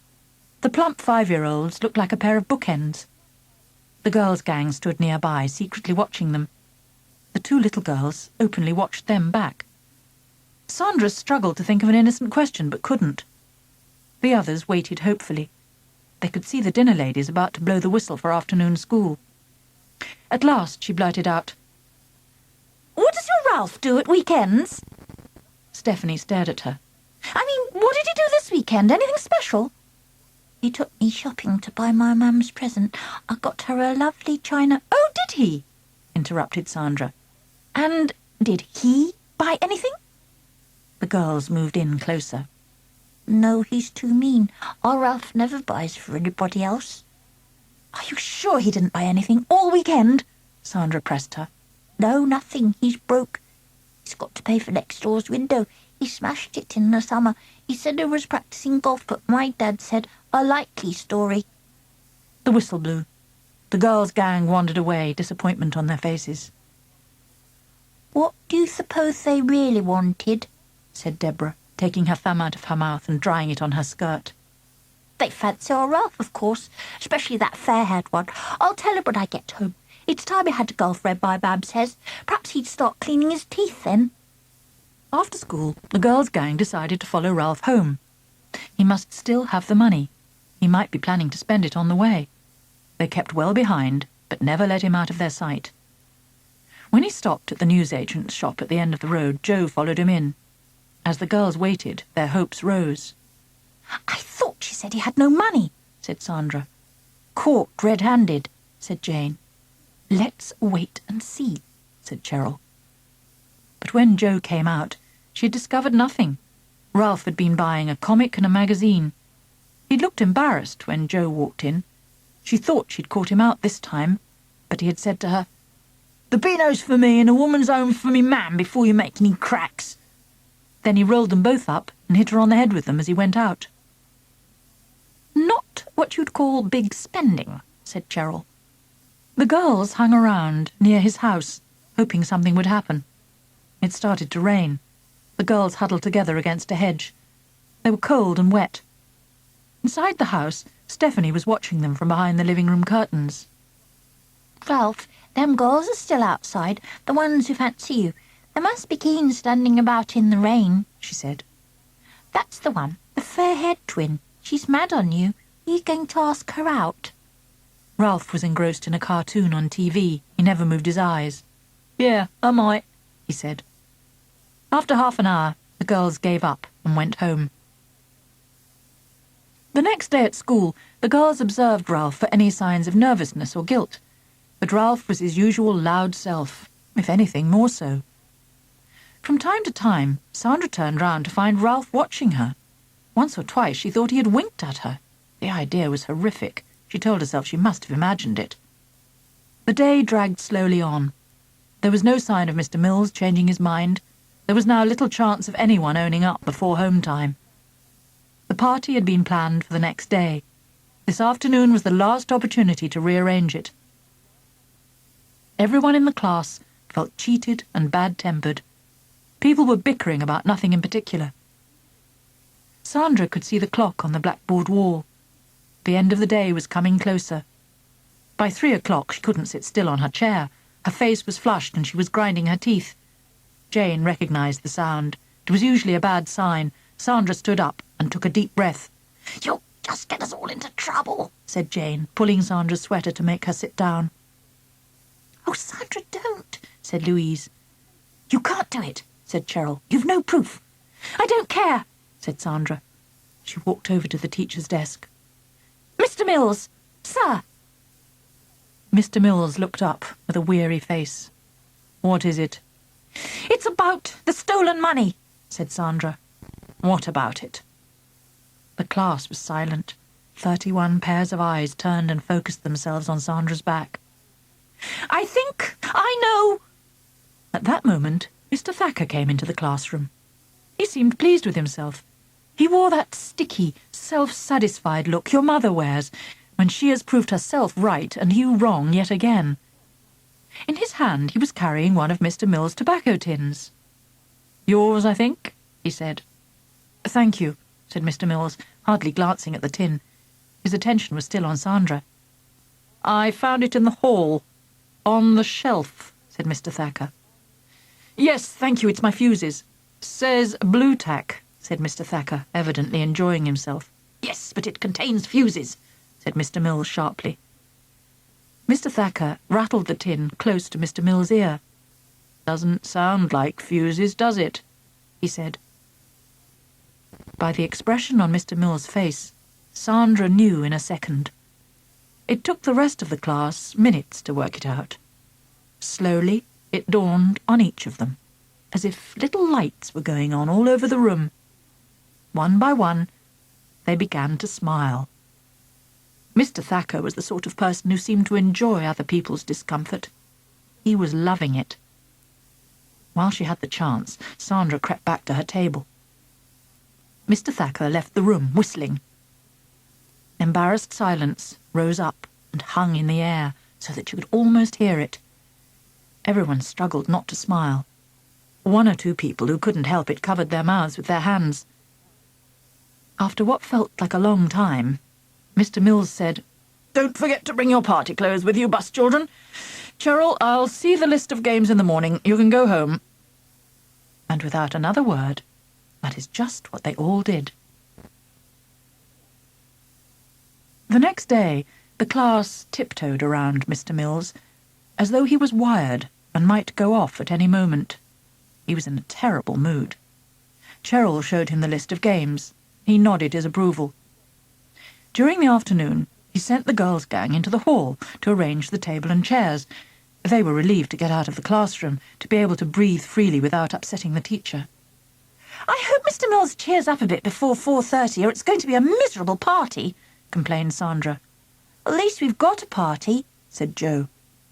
I feel sick every time I think how close you came to telling Mr. Mills it was Ralph Raven, said Jane. I did try to tell you we needed some proof, said Cheryl, but oh no. Okay, you were right, admitted Sandra. Don't go on about it. I still say it could have been him. Oh, Sandra, said the others. For once, can't you admit when you're in the wrong? Snapped Jane. Sandra went very quiet. The party was a success. After the first few minutes, even Mr. Mills began to relax and enjoy himself despite his bad ankle. Miss Williams offered to collect the fish and chips. This unexpected kindness made Mr. Mills feel less and less like Scrooge. The girls' gang performed a short play about Halloween. Stuart Harvey said it was not exactly seasonal, but everyone clapped hard and laughed a lot, especially when Jo's mask kept slipping. This disgusted Sandra. She hated people to laugh in the wrong places. Then they played musical statues, Marks and Spencers, and other team games. Melissa Whitehead sulked when her team lost, but everyone ignored her. At the end of the party, Mr. Mills asked them to gather round. They waited for him to speak, but he kept on staring at the ceiling. He seemed to have forgotten what he was going to say. Eventually, he looked directly at them. His eyes were full up. I'd like to say, I'm sorry, he said. It took a little while for some of the class to realize what he was talking about. They shuffled uncomfortably. No one could lift their eyes from the floor. This was far worse than being told off or accused of something they hadn't done. Those things happened every day, but they didn't know how to deal with this. Some people struggled not to giggle. They knew it wasn't a giggling matter. It felt as if they might be there for hours waiting for someone to break the silence. Then Sandra stood up. Jane watched her in horror. Whatever was she going to say now? I think I should say sorry as well, sir. What for, Sandra? Because I thought it was Ralph that had done it. Thanks very much, said Ralph. Several of the class laughed, too loudly. We've been following him round, trying to find proof. I know we were wrong, and I'm sorry. That's all right, said Ralph generously. Sandra sat down and the rest of the gang smiled at her. Actually, said Ralph, I did think at first that your little gang might have done it. Sandra nearly exploded at this. But when you kept on following me about, I decided it was most likely because you fancied me. Ah! Screamed Sandra, struggling to get to her feet. The other girls wisely held her down. Anyway, I'll forgive you, since it's supposed to be the season of goodwill. After all, you're only girls. And Ralph smiled at Sandra and gave her a big wink. Mr. Mills looked at the girls' faces. Perhaps over the holidays they might forget. But somehow he doubted it. He had a feeling they wouldn't let Ralph Raven get away with that. And of course, he was quite right.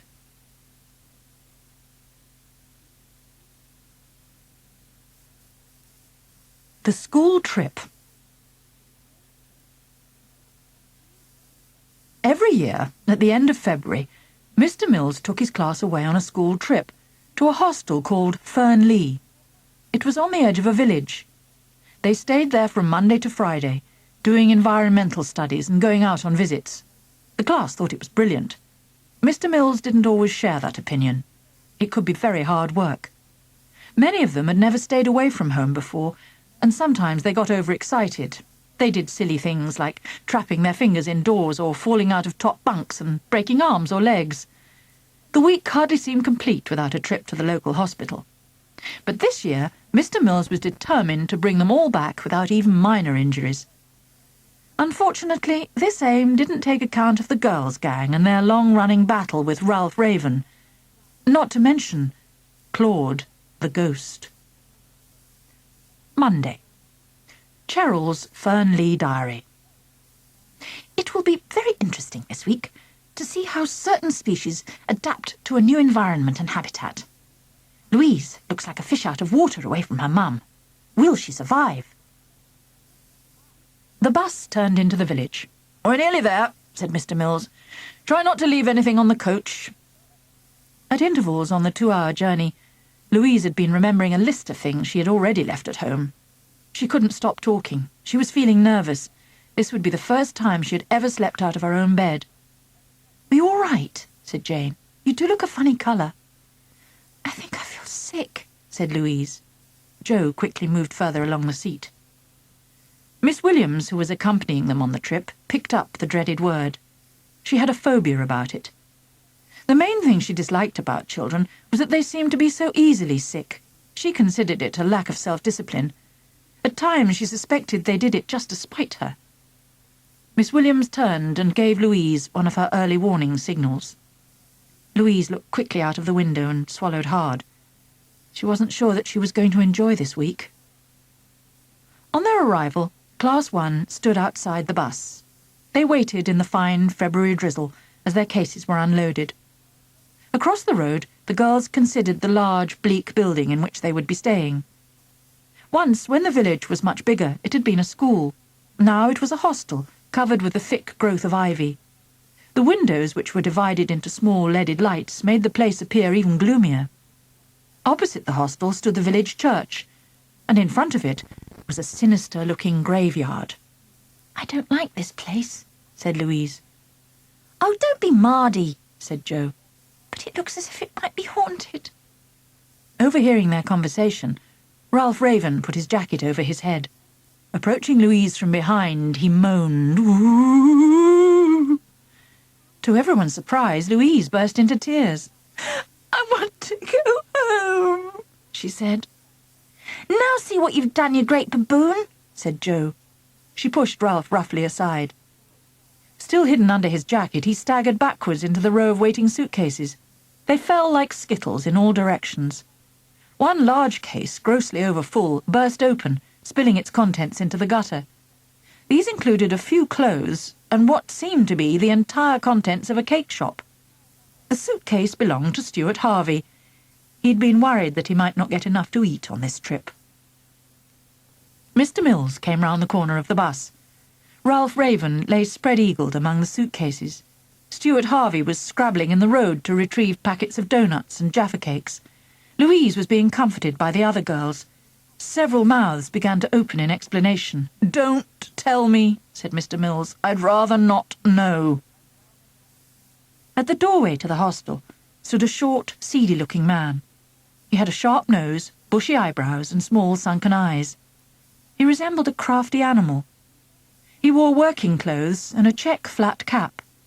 His name was Mr. Sutton. "Wipe your feet and mind your manners," he greeted everyone. Despite his rough appearance, they recognized him as a person of considerable authority. He was clearly the caretaker.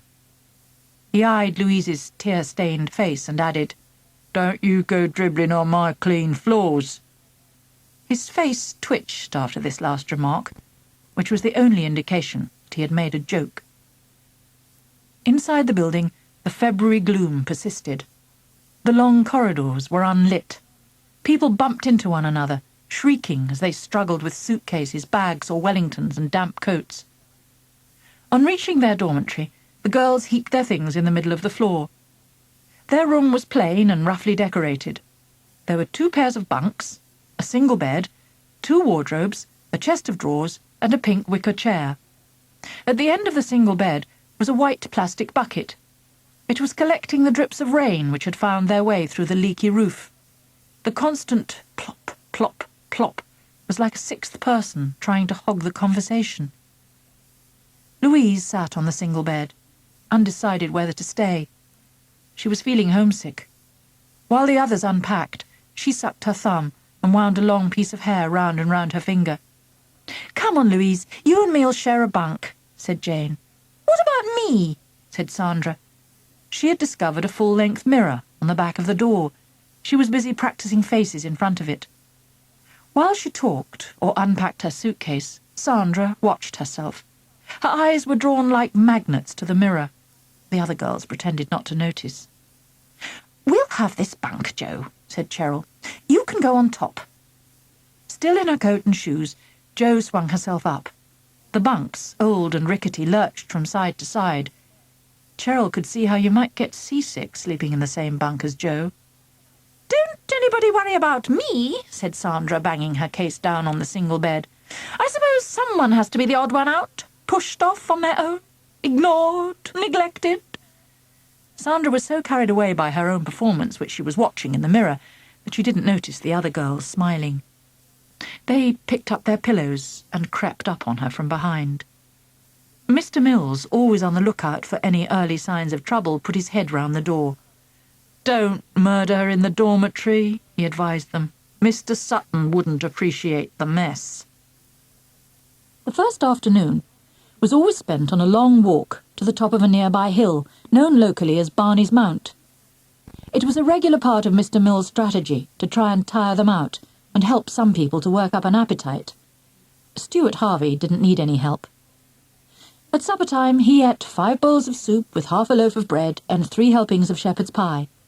Then he went back to his room for a packet of iced buns to finish off with. Cheryl watched him eat with the same rapt attention with which David Attenborough might study a deadly snake. She scribbled observations in her science notebook. "It's remarkable, really," she said. "He doesn't even stop to chew. He just seems to swallow it whole, like those snakes that can eat a small buffalo by stretching their throats. I think it's fascinating." "I think it's disgusting," said Jane. "He's nothing but a human vacuum cleaner." "Can you imagine what his stomach looks like?" said Sandra. Joe made a noise that resembled a sink emptying. Louise clutched her hand to her mouth and rushed to the toilet.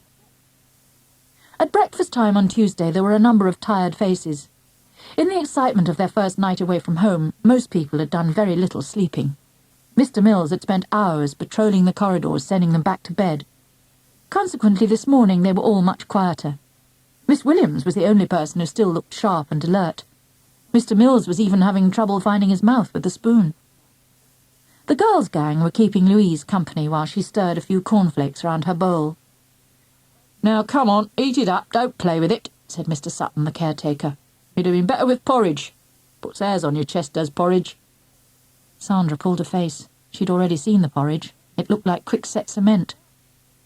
It was Cheryl's opinion that Mr. Sutton probably did the cooking as well as caretaking.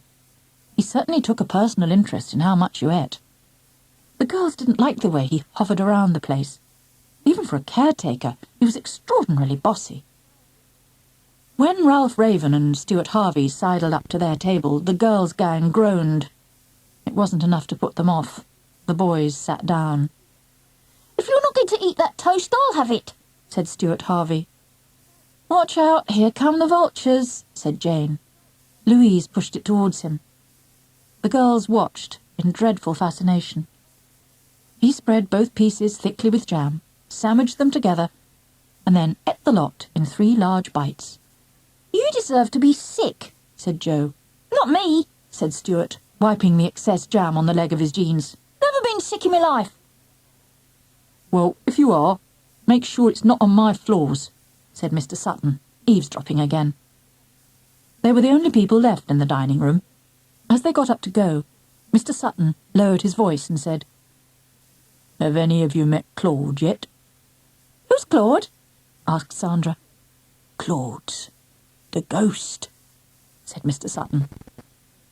The faces around the table displayed a range of feelings. Sheer panic on Louise's, disbelief on Cheryl's, and evil pleasure on Ralph's. "Who was this Claude?" asked Ralph, grinning. "Used to be headmaster here, and it was a school. He was really balmy, so they say." "Balmy?" asked Cheryl. "You know, a bit strange." He tapped the side of his head with a rough, blackened fingernail. He lowered his voice further and added, "Most teachers are. Haven't you noticed?" "Yes, and most caretakers too," thought Cheryl. Mr. Sutton went on. "He did weird things, like hiding in the boiler room, doing crosswords every morning." This didn't impress them much. They thought all headmasters spent their time as they pleased. Mr. Thacker certainly did. "And he had an obsession with keys," said Mr. Sutton. "He was forever locking up, even in the middle of the day. He'd go round, locking classroom doors with classes still inside." "So what happened to him in the end?" said Ralph, wanting to get to the nasty part. "Well, he had a bit of a brainstorm. First he set light to the bicycle sheds, then he climbed to the top of the church tower and fell off. They say he was drunk. Dead drunk." And his face twitched. This was obviously the part of the story he liked. Ralph Raven was enjoying it too. "He must have landed splat," he said, bringing his hand down heavily on the table, causing Louise's cornflakes to slop over the bowl and run onto the floor. "Now see what you've done," said the caretaker. He went to fetch a mop. "I bet Claude still haunts this place," said Ralph Raven, nudging Stuart Harvey. "Yeah, when it's dark and everyone's asleep, he'll come creeping in," said Stuart Harvey. "To get you!" said Ralph, grabbing Louise by the hair. Louise squealed, and this time upset the bowl completely. It shattered on the floor. Mr. Sutton, returning with the mop, gave them a murderous look. "Just clear off," he said. Tuesday. Sandra's Fern Lee diary. Mr. Sutton, the caretaker, reminds me of one of the weasels out of Wind in the Willows. He certainly seems a suspicious character. Perhaps he isn't really a school caretaker at all, but part of a gang on the lookout for children to kidnap. Who could he be after? I wonder if he'd be interested in Ralph Raven. We might be able to do a deal with him. At 9:30, Class 1 assembled outside the hostel. They were going on a visit to a disused lead mine. By now, Monday's drizzle had turned to a steady downpour. When they reached the mine, the caves were already running with muddy water. It was extremely cold, and the few dim lights only made the dark corners more threatening. The noise of dripping water seemed to be magnified. Every shriek and squeal echoed round the caves, surprising even the person who had made it. No one was listening to Mr. Mills trying to make himself heard over the noise. Those at the back were busy pushing each other under the heavier showers as they splashed off the rock face. Louise was tired and homesick. Mr. Sutton's story hadn't cheered her up. The occasional drops of water which found their way inside her coat were like someone's wet fingers reaching down her back. She was glad when the rest of the class began to move out of the cave ahead of her. A narrow passageway forced them into single file. Jane walked in front of Louise, but she turned quickly when a strangled scream came racing out of the dark. She saw Louise peer anxiously behind her, stumble and lose her footing. Louise slid along the greasy, glistening rocks and landed in a murky puddle. In the chaos that followed, two shifty creatures crept quietly off in the darkness. They stuffed their hands in their mouths to avoid laughing out loud and giving themselves away. The girls sat in silence on the coach. Louise looked as if she'd been in a fight. Her face was filthy. Her new cream anorak was streaked with green slime. The coach windows were steamed up. The smell of damp anoraks and fish paste sandwiches mingled in the air, putting off all but the most determined eaters. Louise opened the half window above her head. She threw pellets of sandwich to the seagulls which, like Stuart Harvey, seemed to be able to smell food from miles away. She reached in her pocket for a handkerchief to wipe her fingers.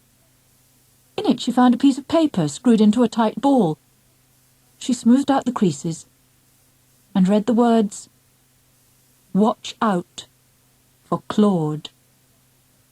The girls glanced across the bus to where Ralph Raven and Stuart Harvey were trying to look innocent.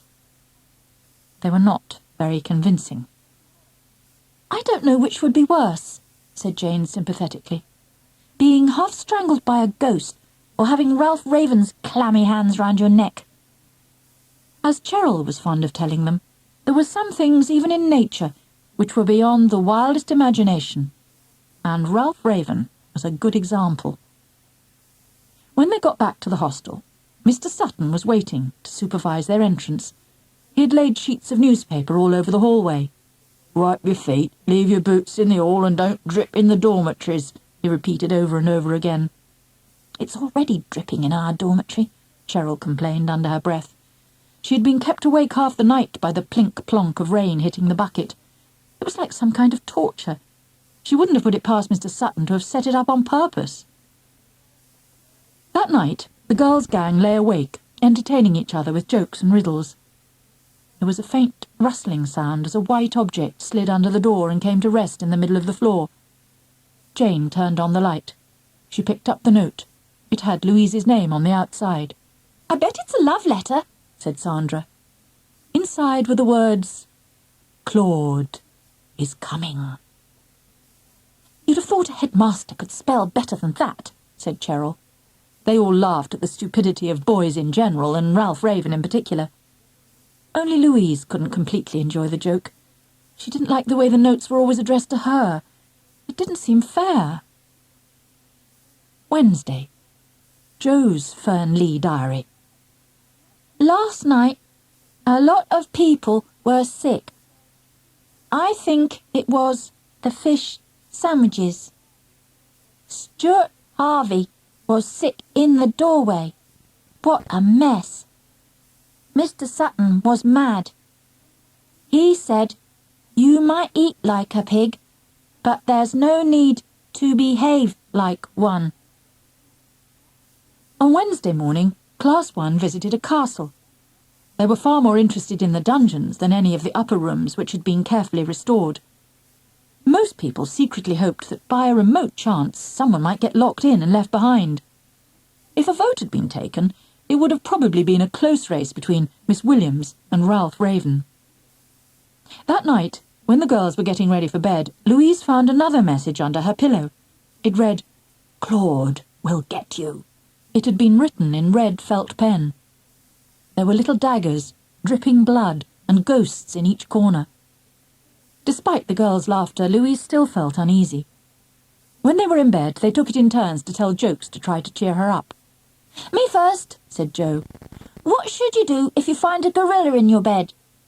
"Sleep somewhere else," said Cheryl. "What should you know if you want to be a lion tamer?" said Sandra. "A little more than the lion," said Jane. "What did the daddy ghost say to the baby ghost?" asked Cheryl. "Spook when you're spoken to," said Sandra. "Ooh, ooh, ooh." The sound seemed to go on and on, echoing around the room as if people were taking it up and passing it between them like a parcel. "Don't keep doing that," said Louise. "I don't like it." The room was very quiet, and Sandra's voice seemed to travel a long distance before it reached her. "But I didn't do it. That wasn't me."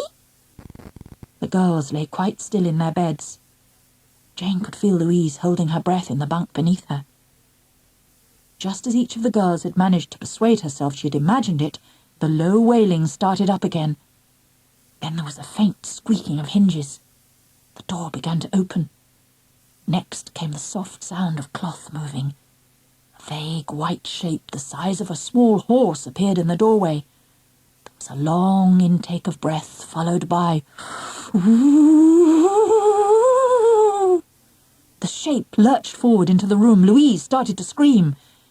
Whatever it was left the room in a hurry, banging into the end of the single bed. "Ooh," it said, then pulled the door closed after itself. There was a noise remarkably like laughter as it stumbled off down the corridor. The other girls whispered "shh, shh, shh" in chorus to try to quieten Louise. But a moment later the door opened, and this time the room was flooded with light. The others instinctively hid under the bedclothes. Miss Williams stood in the doorway, wearing a pink nylon dressing gown. She was waiting for an explanation. Jane spoke up quickly. "Louise thinks she's going to be sick any minute." Miss Williams looked horrified. "Well, get to the toilet, child. There's no need to scream and wake everyone up. Jane, go along with her. I'm sure she doesn't need me to hold her hand." As she left, she added, "You could always use that bucket in an emergency." The bucket, silenced by the weather, had been pushed into a corner as if in disgrace. Louise was shivering in the girls' washroom. "Can't we go back to bed yet? I'm freezing," she said. "Hang on a minute. You ought to pretend you've been sick," said Jane. "Don't you think it'd look better if you actually were sick?" said Sandra. "No," said Louise. "You could stick your fingers down your throat like this." "No," said said Louise. I could stick my fingers down your throat. No, said Louise. Shh, said Jane. She was standing behind the door, peeping into the corridor. She was looking for any signs of life from the boys' dormitory. Not a sound reached her. It seemed as if they were the only people awake in the hostel. But in the boys' bedroom, by the light of a bicycle lamp, Ralph Raven and Stuart Harvey were telling the other boys a rather exaggerated version of what had just happened. It featured themselves as the intrepid heroes of the tale. Thursday. Jane's Fernley Diary. I'm glad Mr. Mills said these were private diaries. That means I can write whatever I like. It's funny how you think you know all about someone until you have to sleep in the same room with them.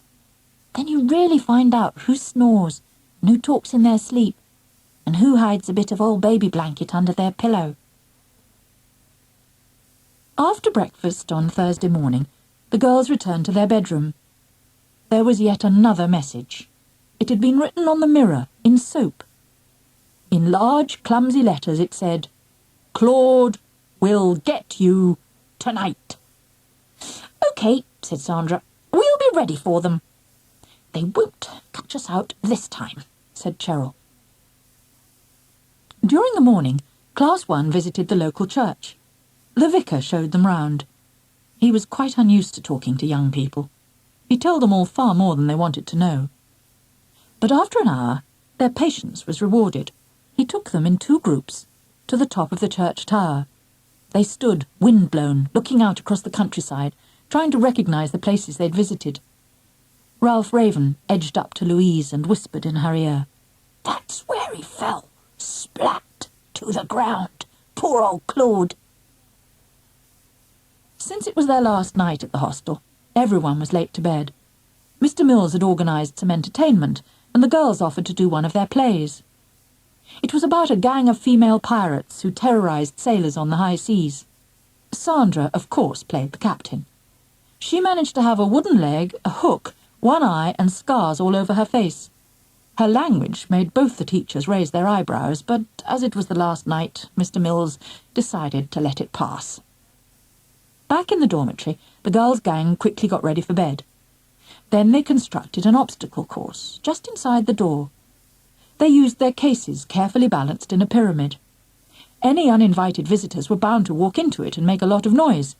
This would give the girls a chance to get out of bed and catch them red-handed. They lay awake, waiting for something to happen. It was getting late, and they'd already woken Jo twice. "I wasn't asleep," she insisted. "I was only dozing." All their attention was concentrated on the door and the corridor beyond it. Any moment they expected to hear the door handle turn. They strained their ears for the slightest sound. But tonight, the boys had another plan of action. They were coming in an entirely different direction. Outside, under the girls' bedroom window, Stuart Harvey was giving Ralph Raven a leg up into the horse-chestnut tree which grew close to the back wall of the hostel. It was a big tree, and Ralph needed a lot of help. The trunk was smooth, and it was quite a distance before the first branches. "Push a bit harder, Harvey," said Ralph. "I'm doing the best I can, but you're flaming heavy." At last Ralph caught hold. Struggling under his own weight, he pulled himself up. After that it was easy climbing. He edged out onto a branch level with the girls' bedroom window. At a stretch, he could tap with a stick against the glass. Down below, Stuart Harvey was getting cold. Both boys had pulled sweaters over their pyjamas, but it was a frosty February night. Stuart's legs began to shake. "Hurry up!" he called to Ralph. But Ralph was enjoying himself too much to notice. He reached out his stick. Tap, tap, tap. Then tap, tap, tap. "Let me in," he moaned. "Ooh, Claude's come to see you." Ralph flapped his arms a bit ghost-like. There was no one to appreciate this little touch, but it made him feel more the part. "Ooh!" "Come on," called Stuart Harvey. "That's enough, I'm getting cold." At that moment, 2 things happened to spoil Ralph's enjoyment. The first thing was this. Jane, who had quickly realised what was going on, crept out of bed. She peeped from behind the curtain. Ralph's face gleamed at her in the moonlight. "Louise," she whispered, "get that plastic bucket." Louise stumbled about in the dark until she found it. "It's full of water," she whispered back. "Exactly," said Jane. "Bring it over here." Jane threw open the window. Just 2 meters away was the happy, grinning face of Ralph Raven. It didn't look happy for very long. "Ooh, let me in," it was saying. "Hello, Claude," said Jane. "We've got a surprise for you. Louise, let him have it." Then Jane ducked down as Louise emptied the bucket of water out of the window. Like a sudden heavy shower of rain, it soaked Ralph to the skin. "Flaming heck, I'm wet through," he hissed at them. There was a clattering as something hit the ground. In her excitement, Louise had let go of the bucket too. The girls crowded to the window to watch as Ralph, cursing and dripping, made his escape through the branches. He slithered a little way and then hung there waiting for some help to get down. Unfortunately, Stuart Harvey wasn't there anymore. The second thing that had happened was this. Mr. Sutton, the caretaker, coming back from the pub, had just turned the corner of the hostel. Stuart Harvey, hearing his footsteps, had fled inside. This left Ralph stuck up the tree. After a couple of hours at the pub, Mr. Sutton might never have noticed Ralph hidden in the branches, but he could hardly miss the sudden shower of rain and the flying bucket, which appeared to come from one of the girls' bedroom windows. Ralph hung for a while, pathetically calling out, "Harvey, help me, I can't get down." There was no response. He tried to assess the height and his chances of breaking something if he jumped. Suddenly, a large, horny hand gripped him round the ankle. "Help! Who's that?" Ralph's teeth were chattering, partly from nerves, partly from cold. His wet clothes were sticking to him. "It's me, Claude. Come to help you." And the voice made a deep echoing sound, as if it was coming down a long tunnel, or from inside a bucket. In blind terror, Ralph let go and slid to the ground. There was a large root growing out of the base of the trunk. He banged his head sharply. He scrambled to his feet and rushed inside the hostel. Out of the corner of his eye, Ralph glimpsed a huge white shape like a head, but without a face, and the low chuckling sound which came from it made his blood run cold. By hanging out of the window, the girls had been able to watch some of this. They called to Mr. Sutton, who waved the bucket at them. Then the girls hurried to their door to see Ralph as he came down the corridor. They fought with their cases, and just as they cleared a way through, a tragic figure came shuffling in with a bloody nose and wet clothes dripping on the tiles. He moaned quietly to himself about ghosts and girls. He seemed to be trying to work out in his own mind which was the worst of the two evils. "Good night," whispered Sandra. "Ooh, sleep tight," said Jane. "Look out for Claude," called Louise. But Ralph gave no indication that he had even heard them. He walked on, eyes staring in front of him. "He looks as if he's been sleepwalking," said Jo.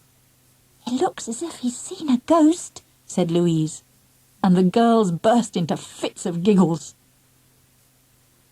Friday. Louise's Fernley diary. "This has been the best week of my life. I loved it. I could stay here forever, except I want to see my mum. I wonder what she will say about the state of my new anorak. I wish I didn't have to go home just yet." When the girls came down to breakfast on Friday morning, there was no sign of Ralph Raven or Stuart Harvey. Mr. Sutton was there, looking quite cheerful. He was always happy on a Friday when the school parties went home. Like most school caretakers, he saw children as nothing but a nuisance, cluttering up the place and dirtying the floors. He winked at Louise. "You look a lot happier than when you arrived," he said. "Oh, yes," said Louise, smiling. "Now I don't want to go home." Stuart Harvey didn't even come down for breakfast. He was still in bed, feeling poorly. He thought he might have caught pneumonia. When Ralph came in, there were several loud gasps. He had the beginnings of the most impressive black eye they had ever seen. He was sneezing a lot, and his nose was running. He sniffed. Ralph never had a handkerchief. "Come here, Ralph," said Mr. Mills with a weary sigh. "However did you get that eye?" He was prepared to believe almost anything. "I don't know, sir." "What do you mean you don't know?" He wasn't prepared to believe that. "I think maybe I fell out of my bunk in the night." "You think you fell out? Didn't you wake up?" Ralph felt trapped in a corner. He didn't know what to say next. "Perhaps I was sleepwalking, sir, and bumped into the door." "I despair of you, Raven," said Mr. Mills. "Perhaps, sir," said Sandra, eyes shining and hands waving dramatically, "Ralph had a bad dream and fell out of his bunk. He went sleepwalking along the corridor. Finding himself outside under a tree, he began to climb. Suddenly it came on to rain. Ralph fell down the tree, and at the bottom he found a ghost waiting for him. Picking himself up, he staggered back into the hostel, dripping wet. He found his own room and fell into bed without ever knowing what had happened to him." Mr. Mills was clearly astonished. "Sometimes your imagination runs away with you, Sandra. Not even Ralph would be that stupid." Ralph looked thoroughly uncomfortable, but he was saying nothing. The supply teacher. It was a damp Monday morning towards the end of March. Sandra and Jane pressed their noses against the classroom window. They were hoping that Mr. Mills, who was always at school by 8 o'clock, would call them in to do a job for him. Not that either of the girls liked doing jobs, at home or at school, but today they were cold and bored. The twins were setting off for school earlier these days, to avoid having to watch their baby brother spreading his breakfast rusk around the table and poking it in his ear.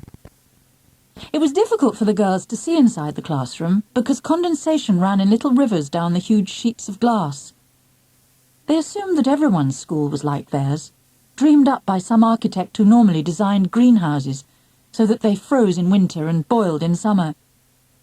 But now, with all its lights on, the classroom looked inviting. There was no sign of Mr. Mills, which was unusual. As they rubbed on the glass, a small patch cleared. Then they saw something much more unusual. Mr. Mills' desk was empty. Mr. Mills was a very untidy teacher. His whole classroom had an air of chaos about it. But his desk was the spot from which most of the mess radiated. He liked to keep everything he might need during the day on top of it. When he wanted something, he would shuffle through the pile until he found it. "I have my own filing system," he would say with dignity. Very few of the class were impressed by this. Mr. Thacker certainly wasn't. From time to time he tried to tidy Mr. Mills up, but it had little effect. But on Friday, Mr. Mills had felt the first signs of a sore throat. His wife was recovering from flu. She had obviously passed it on to him. He had cleared his desk in anticipation of a couple of days away from school. At 8:50 the whistle was blown, and Class 1 came into school. There was an uncomfortable feeling in the room, the sort of feeling you have when your mother has changed your bedroom furniture round. Everything's still there, but now it seems unfamiliar. Sandra and Jane had already spread the word that something was wrong. People sat in groups exchanging opinions. As their voices grew louder, an angry face appeared in the room. It was Miss Williams, who taught in the next classroom. Miss Williams wasn't the sort of teacher who shouts at children all day. She had no need to raise her voice. One long look from Miss Williams was enough to quieten even Ralph Raven, the loudest boy in the school. Miss Williams' face made itself heard above the din. It silenced them in a moment. Most of them had passed through Miss Williams' class at some point. They knew every look, every lift of the eyebrow, every flare of the nostril. "Silence," raised eyebrows commanded. "Return to your seats," pointed chin insisted.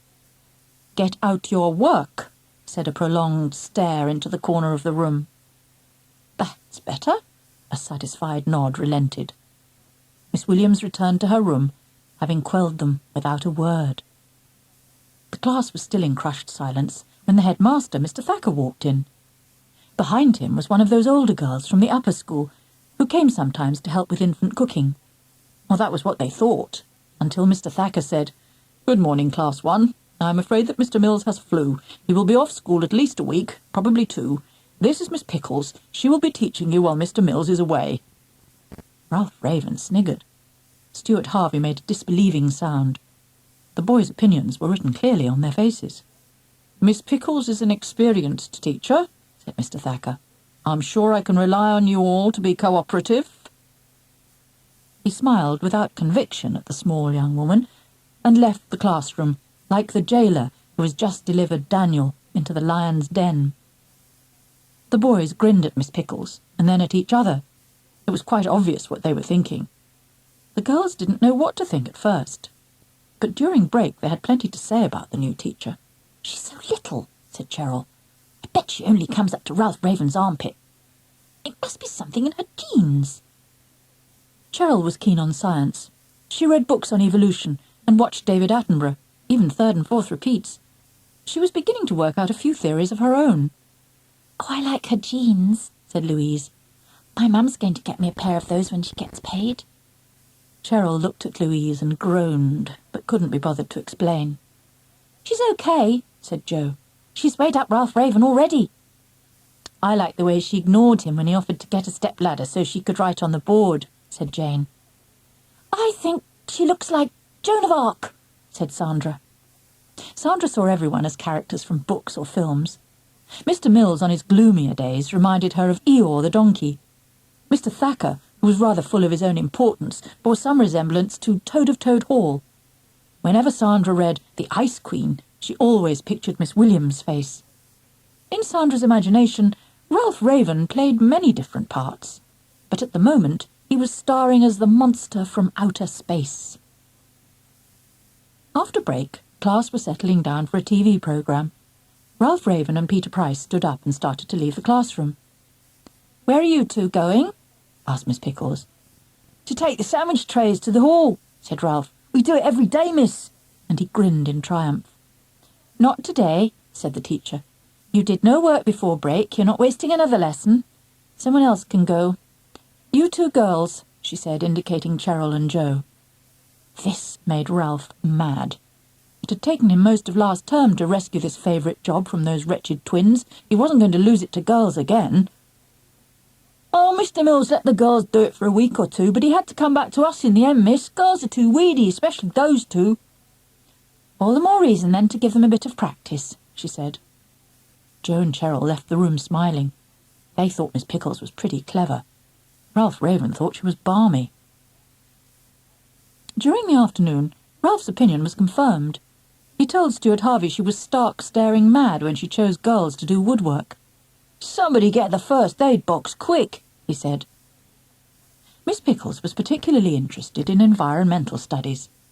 She intended to take the class on a nature walk the next day to collect specimens to study. When they came back, they would need containers to keep things in, so she was busy showing a few girls how to saw pieces of wood and tack them together. Sandra chewed her tongue with concentration as she drove the saw deeper with each stroke. "You'll regret it, you know," Ralph said to the teacher. "When they cut off their fingers and have to be rushed to the hospital, you have to make sure you take the finger with you, you know. You put it in a plastic bag with a couple of ice cubes. I saw it on the telly." Nobody bothered to listen to Ralph, but that didn't stop him. "Mr. Thacker won't like it," he said. "He hates being disturbed during the morning. Don't say I didn't warn you." Miss Pickles thanked Ralph for his advice. Cheryl reminded him that he was the only one in the class this year to have been taken to outpatients. He had tried to open a tin of glue with a Stanley knife. He had taken his thumbnail off. Miss Pickles asked Ralph and Stuart if they would get back to their own job. This was to collect glass jars from around the school and make sure they were spotlessly clean. Ralph considered this beneath his dignity. He left the jars to soak in the sink, then went prowling about the classroom. Stuart Harvey had found a store of sunflower seeds meant for the hamster in the bottom of one. He was busy eating them in the boys' toilets. "What are we going to collect in these jars?" Ralph asked Miss Pickles. "Whatever we find. Spiders, beetles, worms." "Are we going to cut some worms up?" asked Ralph. "Certainly not," said Miss Pickles. "You don't have to kill something in order to study it." Ralph was disappointed. "Is that all we're going to get? Little creepy crawlies?" "Perhaps small mammals as well." I've got special traps that won't hurt them." She passed one to Ralph to look at. "Must be a bit frightening for them being caught in a little metal box," said Ralph in a rare display of imagination. "I wouldn't like it," said Stuart, joining them, brushing seed cases off his sweater as he spoke. Cheryl had a moment's fantasy about laying and baiting a Stuart Harvey trap. It would be the easiest thing in the world, she thought. He'd go anywhere for a bit of extra food. The next afternoon, Class 1 set off. They were equipped with glass jars, plastic bags and matchboxes. They walked to the edge of the field, then into a little wood which bordered the school grounds on two sides. Beside a narrow stream, a number of rotting trees lay on the ground, teeming with wildlife. The class split up into small search parties. They went in different directions to find anything which moved and could be carried back to the classroom for closer investigation. While everyone else looked carefully inside logs and under stones, coaxing out centipedes and woodlice, Ralph Raven and Stuart Harvey played at big game hunters. They stalked one or two of the girls, armed with plastic sandwich boxes, apparently intending to carry the girls off in them. At 3 o'clock, Miss Pickles blew a whistle to round up the class. The only people missing were the two boys. They had climbed a large tree and spent their time throwing things at anyone who passed underneath. They had forgotten where they had left their boxes and jam jars. They had absolutely nothing to show for their afternoon search. Fortunately, the rest of the class had. Before returning to school, Miss Pickles showed the class how to bait and set the mammal traps she had brought. They hid them in the long grass beneath the hedge close to the wood. She gave them a strict warning about not touching the traps. She told them that they must be checked first thing each morning. Over the week, the class made small homes for beetles and bugs of all kinds, those which could be trusted not to eat each other. Between two pieces of glass, some people made a wormery. Miss Pickles sent Ralph and Stuart out to dig around the school for more worms to stock it. They returned after an hour, shamefaced, with 2 in a tin. Mr. Walton, the caretaker, had found them digging up the rose bushes under Mr. Thacker's window. They insisted Miss Pickles had told them to do it, but Mr. Walton knew the pair of them too well to fall for that story. He stood over them while they repaired the damage. Watching different insects at close quarters, the other girls began to understand Cheryl's fascination with them. Louise was obsessed with a group of snails she had collected. She gave them names. She insisted that they all had completely different personalities. "This one's called Dora," she said. "She's a bit dozy. And this one's Lightning. She moves really fast." "Fast?" said Jo. "You call that fast? It's as slow as a snail." "Well, she is a snail," said Louise. "But compared with the others, she's like Lightning." Sandra had a collection of spiders in different glass jars. She had given them bits of twigs in the hope that they would spin webs. Each day she caught live flies and fed them into the top of the jars. She began to resemble a spider herself. She lurked silently near the windows, a yogurt pot in her hand, waiting for a fly to settle. As soon as its hairy legs touched the glass, she pounced, trapping it under the pot. Cheryl and Jane conducted scientific experiments on a collection of woodlice, which they kept in a large fish tank. They made light and dark areas, then watched where the creatures congregated. "What do they eat?" asked Jane. Cheryl looked it up. "Dead and decaying plant material," she read. "And animal dung, including their own." "Oh, really?" said Jane. "They're worse than Stuart Harvey, and I thought he'd eat anything." Jo had been on a centipede hunt. She was now occupied with trying to measure their speed. They moved a lot faster than Louise's snails. She'd made an elaborate obstacle course and seemed to be training them for a sort of centipede superstars contest. Her main problem was keeping them apart, since she had found out the hard way that they had cannibal tendencies. As the rest of the class became more enthusiastic about their new project, Ralph Raven became more of a nuisance. He upset people's experiments and caused their insects to escape. He was feeling irritable, so he spent his day picking on the girls. "Do you know how stupid you look staring into that jam jar all day?" he said. Sandra ignored him. She was watching one of her spiders. It had spun a complicated web the day before. Now it appeared to have taken it down overnight. According to Cheryl, it had probably eaten it. "What you waiting for?" asked Stuart Harvey. "To see if it'll rebuild its web," whispered Sandra. She didn't want to disturb the spider. "It won't if it knows you're watching it," said Ralph. "It probably wants a bit of privacy," said Stuart. "Instead of being goggled at every minute of the day," said Ralph. "How would you like it?" said Stuart as both boys stared at Sandra. "I don't," she said. "Go away." The days passed, and Ralph's behaviour became more infantile. The first time Louise opened her dinner box and found 2 worms crawling over her sandwiches, she got a nasty shock. But the girls soon got used to finding centipedes in their locker drawers and spiders in their PE bags. Everyone, including Miss Pickles, tried to ignore Ralph, and the thing Ralph hated most was to be ignored.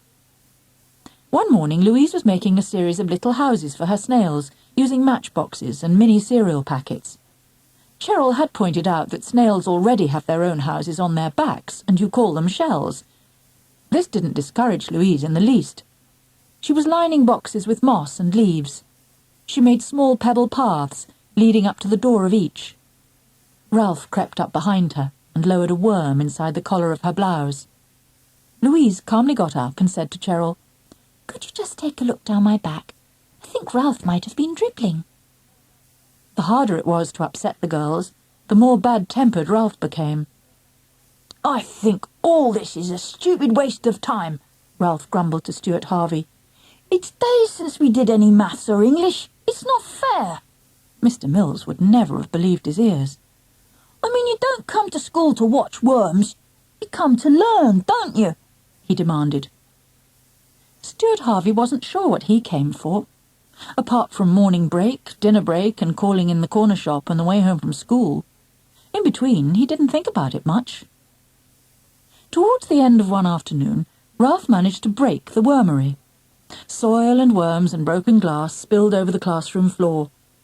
Miss Pickles tried to free the wriggling worms without cutting her fingers. This time she looked as if she might lose her temper. The people who had spent days studying the worms making their network of tunnels were not pleased either. "Why are you causing so much trouble?" said Miss Pickles. The class turned their hostile faces towards Ralph. Even Stuart Harvey had been drawn into a group who were having beetle races. Ralph felt entirely alone. He didn't know what to say. He tried grinning, but this didn't meet with the usual response. No one grinned back. At home time, the girls checked their creatures. Then they packed up their science folders and went home. Jane left her pencil box on top of her table ready for the morning. Ralph stayed behind after school, offering to put up the chairs and clean the board. The supply teacher thought that perhaps she had got through to Ralph at last. She went home feeling she had made a small triumph. The next morning, after assembly, Jane opened her pencil box and found a very dead slug. It had obviously been trapped all night. Before dying of suffocation, it had spread a silvery trail over her felts and pens and pencils. Her rubber was unusable. She had noticed Ralph earlier, watching her with that silly grin of his. She soon realized what had happened. Jane was the least hasty and hot-tempered of the girls' gang, but she wasn't going to ignore this particularly cruel trick. She walked over to Ralph. "I want to talk to you outside," she said. Ralph told her to pick on someone her own size. Jane gripped his arm and led him into the open area where some of the class were painting. "What's wrong with you?" she asked him, looking straight into his face. Ralph grinned. "Everyone else is really enjoying this project." Ralph grunted. "We've only got Miss Pickles for another couple of days." "Good thing and all," said Ralph. "If you don't stop spoiling everything," said Jane. "Yeah," said Ralph. "We might have to put you in a cage like the other animals. A playpen or something, to keep you out of the way. You're more of a baby than my brother, and he's only a year old." Ralph tried to laugh it off, but Jane stared him out. When Miss Pickles came into the area searching for him, he was glad to get away. "Ralph, will you go and check the mammal traps this morning?" she said. "They should have been done first thing." Day after day the traps had been empty and people were beginning to forget about them. "Be quick, there might be some poor animal inside desperate for food," she said. Miss Pickles had never trusted Ralph with this job before, but he seemed to have turned over a new leaf, being so helpful after school yesterday. Ralph went without much enthusiasm. He was in such a bad mood but even getting out of the classroom didn't cheer him up as it usually did. A few minutes later, Ralph came rushing back in, shaking the box with excitement.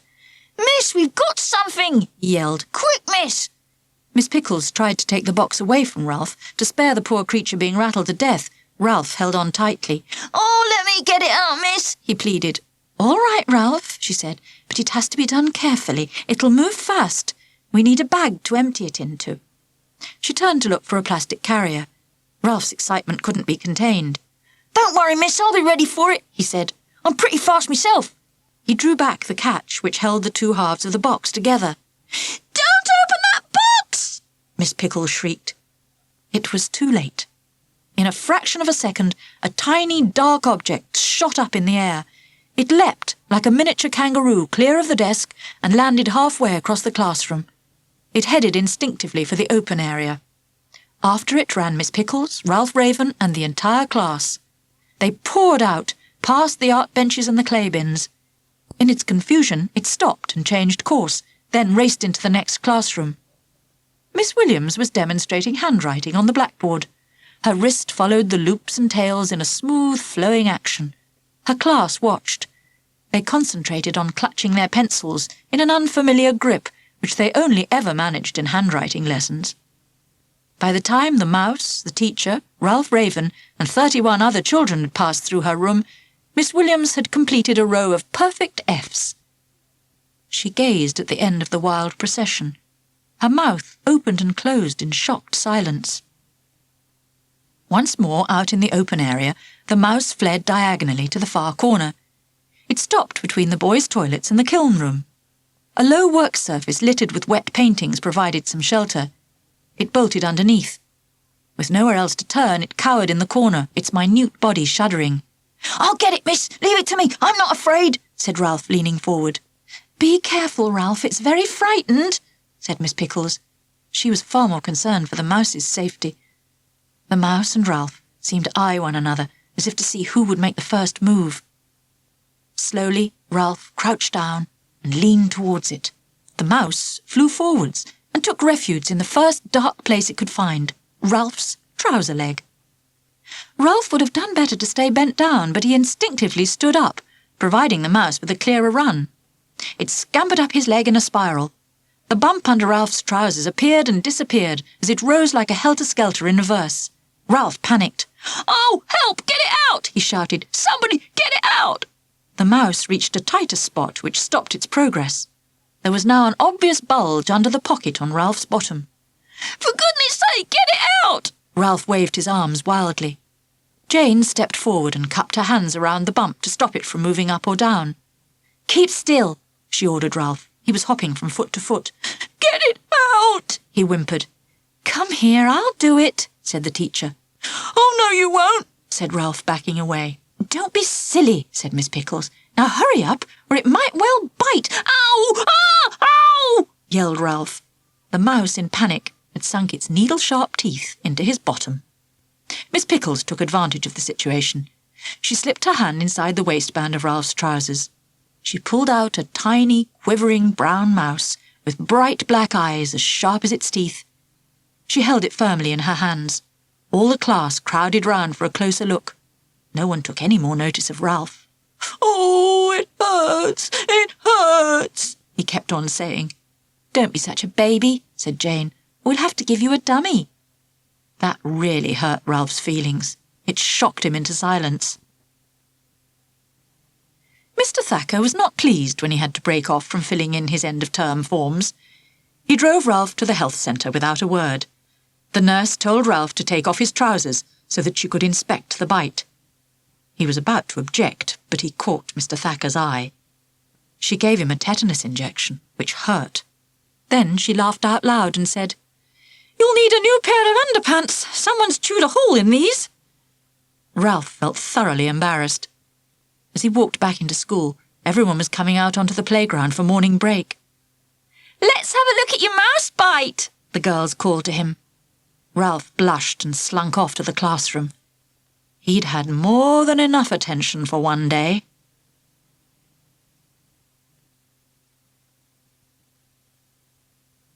The Den. Most days after school during the summer term, the girls' gang met in their den.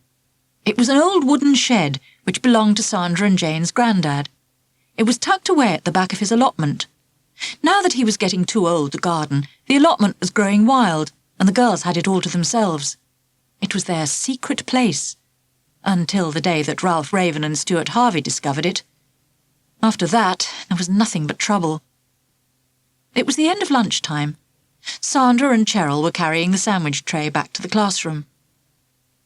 "Are you coming to the den today?" Sandra asked. "Or will you be too busy in your laboratory?" For Cheryl's birthday, her mum had bought her a chemistry set. At first, Cheryl's experiments had only produced disgusting smells which embarrassed her mother when visitors came. But Cheryl had moved on to greater things. Her older sister Claire was taking chemistry O-level. Sometimes Cheryl borrowed her equipment. Now her mother was beginning to worry that she might blow up the house with everyone inside it. "Of course I'm coming," said Cheryl. "Anyway, my mum's banned my experiments for a week to let the air clear." "Good," said Sandra. "That means we can all go to the den today." The girls felt somebody breathing down their necks. "Do you think you could hold your mother's meeting somewhere else?" said Ralph Raven. "You're blocking the corridor." "We were trying to have a private conversation," said Sandra. "About that soppy gang of yours." By way of an answer, Sandra gave him one of her looks. She practiced them at home in front of the mirror every day. This was her disgusted look. "Where do you lot disappear to after school?" Ralph asked. "Wouldn't you like to know?" said Sandra. "I could guess. You probably get on your broomsticks and disappear in a puff of smoke." "Then you'd better be more careful," said Sandra, "or we might turn you into a handsome prince," suggested Cheryl. "Make change from an ugly toad," said Sandra. Ralph began to make loud croaking noises. He leapt clumsily towards the girls, arms outstretched. His face was pulled back into a wide, toady grin. He showed a number of yellow teeth and a mouthful of fillings. "Very good, Ralph," said Mr. Mills, coming up behind them. "That should really have the girls falling at your feet." Sandra gave Mr. Mills one of her scornful looks. The shed where the girls met still contained some rusty garden tools and open bags of peat, but there was enough room for them all to get inside. To make it more comfortable, they had each brought things from home. The favourite item was the deck chair, which Louise's granny had put out for the Scouts' jumble sale. It had orange and green stripes and a little canvas roof with a fringe to shade you from the sun. Not that there was much sun in the den, there wasn't even a window, but there was a skylight in the roof which could be propped open to let in some light. Unfortunately, they had nothing reliable to stand on. Cheryl had brought them a card table covered with green felt which folded flat. It wasn't very popular. Mostly it folded itself up when there were things on it, usually their sweets, hurling them into the corners of the shed and the potting compost. Certainly no one was going to trust the table for standing on, so they had to think of another way to reach the skylight. When the girls weren't making up plays, their other favourite pastime was gymnastics. With Cheryl directing, they soon learned to make a human pyramid. Sandra and Louise made the bottom tier. Jane stood on their knees. Then Jo, who could climb like a monkey, scaled up and pushed open the flap. With a little light coming in, they could admire their handiwork on the walls. They had brightened up the place with pictures, posters of pop stars, and a number of slogans which they had collected or made up themselves. Girls are great. This is Squash a Boy year. We stick together. Girls rule okay. Girls rule the world. Girls are powerful. Girls can do anything. Equality is a myth. Girls are better. Louise had wanted to make up some rules about the use of the den, but the others didn't like this idea. "We don't want a load of rules. We get enough of that at school," said Jo. "We only need one," said Cheryl, and the others agreed with that. No boys allowed. Today the girls were sitting in the den waiting for Jo. When she arrived, they were going to work out a new play. They were hoping she would bring some sweets with her. She was often late because she had to help her brother Paul with his paper round. She used the extra pocket money she earned to buy sweets for the gang. Eating was another of their favourite pastimes. There was one of the gang's special knocks on the door. A voice, panting for breath, said, "Ghost!" Sandra called through the door. "Give the full password and enter." "Oh, for goodness sake, let her in before she passes out," said Jane. There was a barely recognisable mutter. "Speak up! I can't hear you," said Sandra. "Who else could it be?" said Jane. A very loud and impatient voice bellowed, "Girls want to sit together!" Sandra carefully opened the door. She had to use both hands because it was only fixed by one hinge. If they weren't careful, it might fall off altogether. Jo came in. She glared at Sandra. Her mouth was bulging with a new gobstopper. No wonder they couldn't tell what she was saying, thought Sandra. No one liked to mention the fact that Jo was eating and they weren't.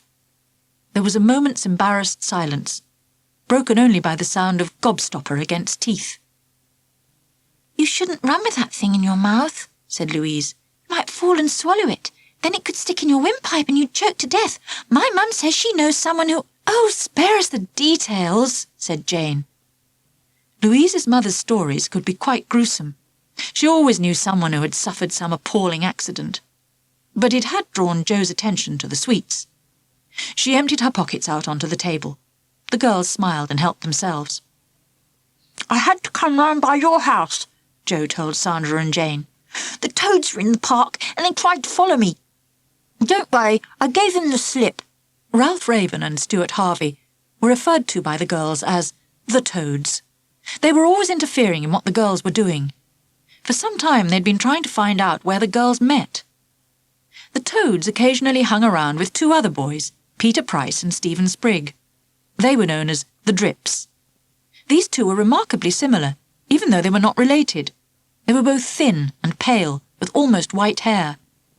Jane said, "Those Drips look like some plants I once grew in the airing cupboard, all white and leggy." Cheryl said, "They remind me of those animals with a funny name that live in a dark cave in South America." She'd seen it on David Attenborough. "I wish that was where they did live," said Jo. All four boys were in their class at school. The girls considered this more than average bad luck. Quite soon, there was another of their special knocks. The girls looked around in surprise.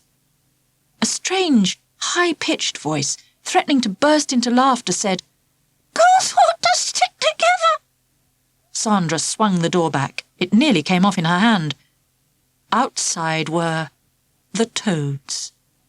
"Girls ought to be stuck together," said Ralph. "With superglue, preferably," said Stuart Harvey. Both boys were standing in the doorway, grinning. Ralph Raven was wearing his famous denim jacket. He was never seen without it. His mother hated that jacket. She said it was so old it was only held together by the badges. It had taken him years to get it like that, and Ralph thought he looked great in it. "What do you two want?" asked Sandra. "We thought we'd come and see what you get up to in here." He nosed his way into the shed, and Stuart Harvey closed in behind him. "Oh, look, they're playing house," said Ralph. "Judging by this place, they need all the practice they can get," said Stuart. "Push off, you two," said Sandra. "Yeah, get lost," said Jane. "Make us," said Ralph. Stuart Harvey moved in closer. The girls looked at each other. The odds were in their favour. They moved forwards, as if by telepathy, pushing their sleeves up in a gesture the boys easily understood. Ralph nervously stepped backwards. Even he could count. Okay, he said. "But we'll be back, and we'll bring reinforcements next time." They rode away on their bikes, singing, "Girls ought to be stuck together." They wobbled along the path and out towards the recreation field. They turned for a moment to call, "Don't worry, we'll be back." And they were. Whenever there was nothing better to do, the boys would creep up on the den and bang on the walls with sticks. Then they would ride around outside, calling out rude remarks. "It's the Evo Stick Gang!" And when the girls told them to get lost, they would say, "Don't speak to those girls, they're all stuck up." They laughed loudly at their own jokes while the girls sat miserably trying to ignore them, hoping they would go away. For a few days, the girls couldn't face going to the den. When they did meet again, they found that the place had been turned upside down. "Just look at this mess," said Cheryl. "It's worse than Mr. Mill's stock cupboard," said Jane. "We've got to do something about those boys," said Sandra. "They're bigger than us," said Louise. "But we've got bigger brains," Cheryl reminded them. It was one of Cheryl's scientific theories that boys actually had smaller brains than girls. Most of Cheryl's theories were based on her own careful observation. "We must be able to find a way to outwit Ralph Raven," said Sandra. "That sounds simple enough," said Jane. The girls thought hard. Louise chewed her hair for inspiration. At last, Jo said, "Couldn't you make a bomb with that chemistry set of yours? We could lock them in here and you could blow them up." The other girls looked at her pityingly. "Then where would we meet, stupid?" said Sandra. "And what do you think my granddad would say if we blew up his shed?" said Jane. "It was just an idea," said Jo. "But we could lock them in here," said Louise. "for a few days. That would teach them a lesson." "Someone would be bound to hear them and let them out," said Jane. "Not if we gagged them first." The girls considered this. "They'd probably die with nothing to eat," said Jane. "Stuart Harvey would for sure." The girls were thinking of entering Stuart Harvey for the Guinness Book of Records. The amount he ate must be some kind of record. Nobody could work out where he put it all. Cheryl's theory was that it went straight to his head, and that his brain, already underdeveloped, was being crowded out by a mountain of rotting food. Judging by some of the stupid things he came out with at school recently, it would soon cease to function altogether. "If they did die, we'd be stuck with all the bodies," said Jo in disgust. "Yes," said Louise. "If we left them here for long, the place would start to smell." The girls held their noses at the thought of it. "My mum says she knows someone whose uncle was in the First World War, and he told her—" "Oh, give over, I feel sick already," said Sandra. The girls were quiet for a while. Slowly, an evil smile spread over Cheryl's face.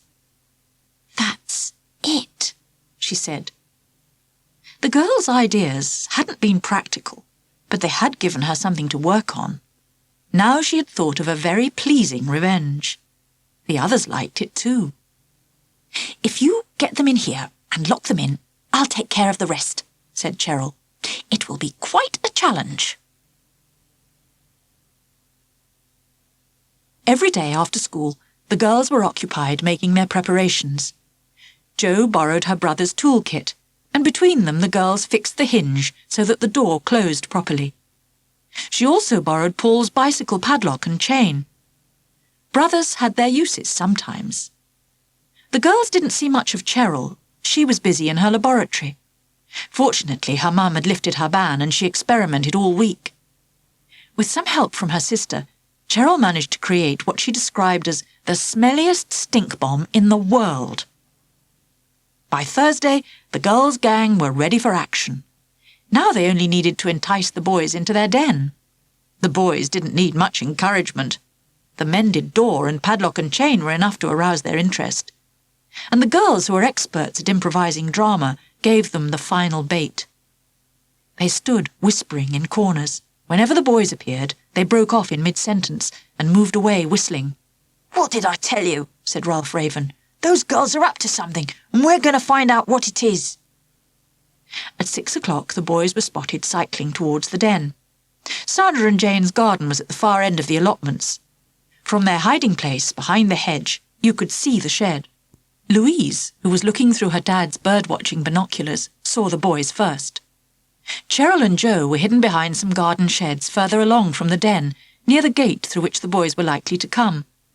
They had been hidden for what seemed like hours, and they were getting cramp. Cheryl was clutching the precious test tube, securely closed with a rubber bung. They were both relieved when they heard the sound of bicycle wheels and the familiar voice of Ralph Raven. "I told you there'd be no one here," said Ralph. "Had they forgotten to lock up?" said Stephen Sprigg.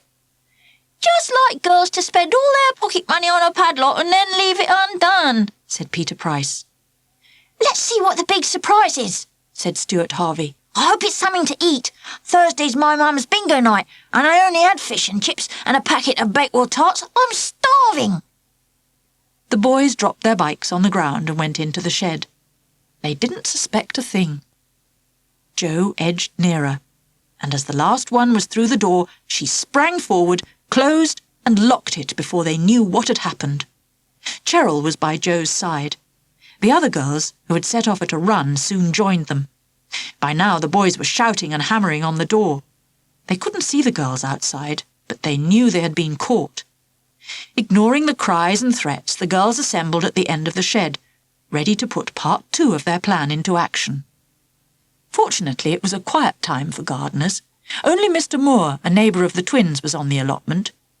Straightening up to ease his back, he looked over and watched the girls as they made their pyramid in record time. He watched Jo scale up in a second. He saw Cheryl pass something with the greatest care into her hands. He'd often watched the girls and marvelled at their acrobatics. He couldn't make out this time why they should be wearing masks, but he'd seen them in far stranger outfits. He chuckled to himself and went back to thinning his carrots. Clutching the test tube, Jo checked her mask was tightly in place. She threw open the skylight, flooding the den with light for a moment. She shook the contents of the tube briskly into the shed and slammed the skylight down before any trace could escape. She flung the empty test tube as far as she could into the shrubs which edged the allotments.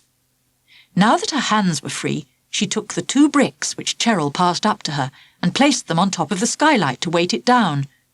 That should take care of the only possible escape route. Within seconds, the girls ran clear of the shed. They stayed close enough to see that no one came along and let the boys out. They had reckoned that the plan needed 5 minutes for maximum effect. It would be a waste of all that planning and practice if the boys escaped too soon. But they were making so much noise. The girls could hear them plainly, and they realised that Mr. Moore could too. He was looking their way, and Sandra decided to go and distract him before he came to investigate. Cheryl was timing the plan on her digital watch. "You've got to keep him busy for 4 more minutes," she told Sandra. Even Sandra, with all her acting ability, found it difficult to cover up the nervousness she was feeling. "Hello, Mr. Moore. Your carrots are very good. They're much better than my dad's." Mr. Moore gazed anxiously over her shoulder. "There's quite a commotion coming from yon shed. What's to be doing then? Are you girls up to summit?" "It's just 4 boys from our class. They keep coming and raiding our den, so we lock them in to teach them a lesson, you know." "They're making a powerful lot of noise. What did you put in there with them, a bomb?" Sandra laughed too loud. "They're probably scared of the dark. They're a pretty wet lot, boys, don't you think?" Mr. Moore looked at her closely, and Sandra couldn't hold his eye. She stared at her feet, wondering if 4 minutes were up yet. "Perhaps we'd better let them out," she said. "Perhaps you better." Sandra ran back to the others. "Hurry up," called Cheryl. "They've had 6 minutes already. They'll be gassed." "Well, go and let them out," Sandra shouted back. Jo raced to the shed, mask tightly over her face. Carefully she unlocked the door. Although the boys had stopped banging on the shed, they were still shouting, but at each other now. "Trust you to get us into this mess, Raven," said Stephen Sprigg. "My mum's always telling me to keep away from you," said Peter Price. "I wish I'd listened to her." "It wasn't my fault," Ralph complained. "How was I supposed to know them lousy girls would lock us in?" "If they don't let us out soon," moaned Stuart Harvey, "I could miss my supper." With the terrible smell in the shed, food was the last thing the other boys were thinking about. Jo unhooked the padlock and took it with her, running as fast as she could to join the others in the safety of the twins' garden. They were in position, ready to enjoy the sight of the boys emerging from the shed. They were each trying to coax the binoculars from Louise to get a better view of the boys' faces. The door of the shed slowly swung open, and the boys tumbled out, coughing and spluttering. According to Louise, their faces were a funny green colour, the shade her dad had painted the outside toilet. The boys looked around for the girls' gang, searching behind the sheds, and then in the hedge which bordered the allotments. They kept one hand over their noses. The free arm waved wildly about, clearly threatening what they would do if they found the girls. At last, they gave up the search, collected their bikes, and pedalled furiously away from the nauseating smell. The girls went on watching for a few minutes, enjoying their revenge. Just then Mr. Moore walked along the central path carrying his watering can. The communal tap was quite a distance from the girls' den, but when he reached it they saw him raise his head, look round in surprise, sniff the air and pull a terrible face. The next day at school, Mr. Mills said, "I don't normally make such personal remarks, but there is a dreadful smell in this room, and it does appear to be coming from one particular corner. I think we'd better have the windows opened." No one would sit near the boys. They didn't want to sit next to each other, but they had no choice. They glared across at the girls' gang. But whenever they caught the boys looking over, the girls took on expressions of complete innocence. Wide-eyed, open-mouthed, their faces seemed to say, "What, us?" During break, Cheryl overheard Stuart Harvey telling Ralph Raven, "I got sent straight to bed last night with no supper. I was starving. My stomach kept me awake for hours." This met with little sympathy from Ralph. "That's nothing. My mum went mad. She made me strip off outside the back door and she stuffed the rest of my clothes in the washer. But she took my jacket and told my dad to burn it on the bonfire. I loved that jacket. Those girls are gonna be sorry," he said.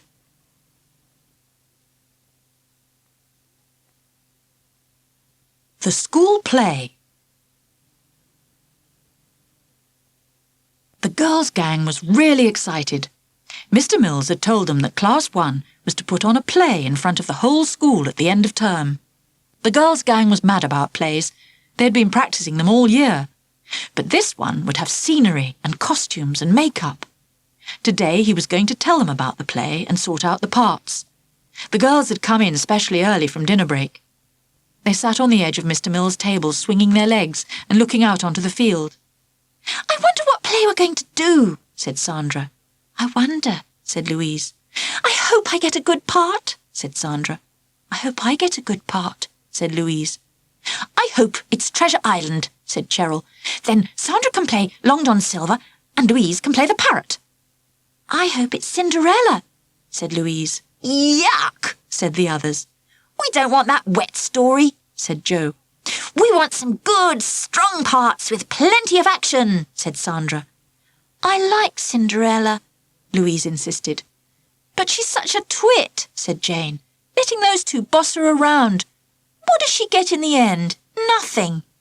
"She gets to marry the prince," said Louise. "Exactly," said Jane. "Talk about the booby prize." Louise had been in the girls' gang nearly a year. Sometimes even now the other girls despaired of her. Jane blamed it on those comics she read. Louise believed in all that romantic rubbish. Cheryl said Louise's brain was like a piece of blotting paper. It would soak up anything. Louise wished it would soak up her 8 times table. They were having a test tomorrow, and she couldn't seem to keep it in her head. "Anyway," said Jane, "think who you might get for the prince." The girls' gang looked out of the classroom window. Some of Class 1 boys were coming in from the field. Michael Flynn and Anthony Cariolis, clutching their chess set. Stephen Sprigg, Peter Price, Stuart Harvey. It got worse and worse. Last of all, the ultimate horror, Ralph Raven. Even Louise would have burned at the stake rather than hold hands with Ralph Raven. Throughout the year, Ralph had been their biggest enemy. It had been one long battle. But after the summer holidays, they would be moving on to the high school, into different classes. At last they might get rid of him. Occupied with this happy thought, the girls didn't really notice Ralph. But he saw them, gazing towards him, smiling to themselves. He gave them a condescending wave. Then he winked at them. There was still no reaction. Ralph came close to the window and gave them a big, smacking kiss. It left a wet ring on the glass. Suddenly they saw him. Sandra clutched one hand to her mouth, the other to her stomach. She rolled off the desk and onto the floor, groaning. The other girls followed her like a pack of cards until all 5 were doubled up, moaning and pretending to be sick. Ralph stared at them, his mouth wide open. Mr. Mills walked into the room and saw Ralph framed in the glass behind his desk. "Come on, girls, he's not that bad." Ralph, sensing he was being talked about, broke into a wide, idiotic grin and waved. Mr. Mills began to see their point. "Get in here, Ralph," he said. "We've got a lot to do this afternoon." After the register had been found behind the fish tank and filled in, the class looked expectantly at Mr. Mills. "We're going to do a play about St. George and the Dragon," he announced. "Great," said the boys. They knew there would be some good fighting in it. Said Melissa Whitehead, the prettiest girl in the class. She knew there would be a princess in it. Said the girls' gang. They could see nothing in it for them. "Just great," Cheryl grumbled. "The boys will get the best parts. Melissa Whitehead will be the princess, and we'll be left as the trees." "Oh, don't be silly," whispered Sandra. "That kind of thing happened in the infants, but not in the 4th year, surely." Once the boys had been sorted out, Mr. Mills began to look uncomfortable. "Now, I'm afraid there are not many girls in this play, apart from the princess, of course. I thought Melissa would make a good princess." Melissa pretended to blush and seem surprised. The girls' gang were not impressed by her acting. "But we shall want some villagers," he said, glancing hopefully at the girls' gang. Sandra was deeply insulted. "And the rest of the girls are going to do a dance with Miss Williams." "What sort of dance?" asked Sandra. Some group work," he said vaguely. He tried to give the impression it was nothing to do with him. "They're going to be, plants and trees and things." The girls' gang showed what they thought of that idea. "Miss Williams has been on a dance course and she's very keen." Mr. Mills didn't need to say any more.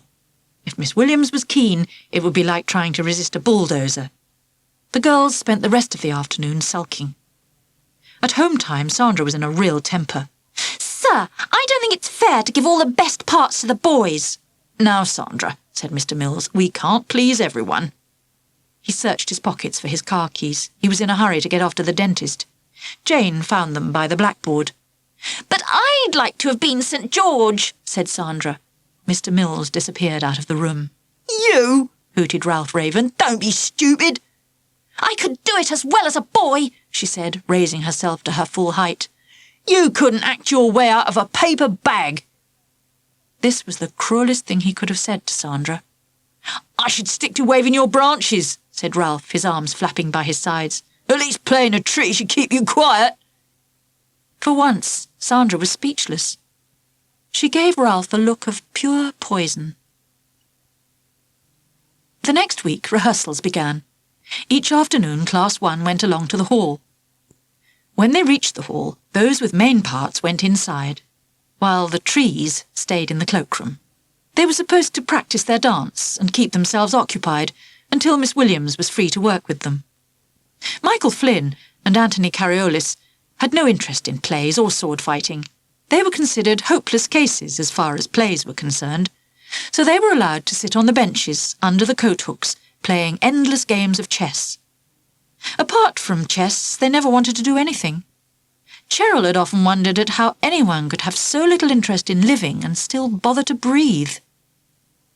There were a few girls who took the dancing seriously. They curved and twisted around the coat stands, waving their arms up and down. The girls' gang gave them looks which would have withered full-grown trees. The dancers went off to find a more sympathetic audience. The girls' gang sat side by side on the bench. "I'm really bored," said Jo. She could begin to see how someone might die from the complaint. "It's not fair," said Sandra. "Oh, let's do something instead of moaning," said Cheryl. "Like what?" said Jane. "We'll do our own play," said Cheryl. "Nobody'll even notice, as long as we keep Sandra quiet." Sandra gave Cheryl an offended look. "What play?" asked Jo irritably. "Well, we need to find a play with 5 good parts for girls," said Cheryl. That sounded pretty unlikely. They were usually lucky to come up with a play with 1 strong female character, but 5. They thought of all the popular stories they knew. In every case, the girls had the worst of the bargain. They were always getting locked up or put to sleep, then having to wait around for years until some prince turned up. Even worse, they spent most of the story doing housework like Cinderella or cooking for a gang of dwarves like Snow White. The witch was the only one with any spirit, and she usually came to a sticky end. The boys get the best of everything, grumbled Joe. Yes, agreed Sandra. Look at Mr. Mills' play. I'd have liked to be the knight. So we'll make up our own play, and you can be the knight. We could call it St. Georgina and the Dragon, said Jane. Said Sandra. That sounded quite a promising start. Then everyone else wanted to choose their favourite character, and soon things began to get out of hand. I should be a wicked witch, said Jo, that turns everyone into toads and treads on them. She leapt up and stamped viciously on the ground. I want to be Wonder Woman, said Louise firmly. What about the princess? Said the others. She'd only be a wet, and who wants to be a wet? Perhaps Louise was changing after all. I shall play Dr. Her, a famous scientist, said Cheryl. You mean Doctor Who, said Jo. No, I don't, said Cheryl. This one will be female, so obviously twice as clever. Right, Jane, that means you'll have to be the dragon, said Sandra. Oh, no, I won't, said Jane. We still need a wet princess, Jo suggested, to rescue from the dragon. If I play the princess, said Jane, she won't be wet, and she won't need you lot to rescue her. She'll be able to look after herself. The gang sat stubbornly glaring at one another. The girls had each chosen their parts, and they weren't prepared to give them up. If the chess players had been at all interested, they would have recognised this as stalemate. It wasn't going to be easy, working out a story around a knight, a bossy princess, a bad-tempered witch, Wonder Woman, and a female Doctor Who. It sounded almost impossible. The girls' gang knew they would eventually sort something out, but at the moment they still didn't even have a dragon. It's going to be a pretty stupid play without a dragon of some kind, said Sandra. Can't we manage without a dragon for now? Said Jo, keen to get started. It could be a cowardly dragon that stays inside its cave for most of the play, said Cheryl. So we'd only need someone to roar now and again, said Jane. They wouldn't need to be good at acting, said Louise. They wouldn't need to be good at anything, said Jo. The girls glanced across at the two boys playing chess. The part might have been written for them. Do you think you could help us out by roaring? Said Sandra. You know, like a dragon, said Jane. Neither boy raised his eyes from the chessboard. They weren't much interested in roaring. Do you know how to roar? Sandra persisted. The boys nodded. Anything for a quiet life. Well, go on then. Roar, said the boys half-heartedly. That was pathetic, said Sandra. It sounded like a frog with a sore throat. Look, like this. She threw back her head and opened her throat. Jane realised too late. She clapped her hand over Sandra's mouth, but the sound had already escaped. It shook the glass in the hall door and actually moved a vase of flowers a little way along the radiator shelf. Mr. Thacker's door opened. Now see what you've done, said Jane. You and your voice. A couple of days later, the girls were in their den rehearsing for the play.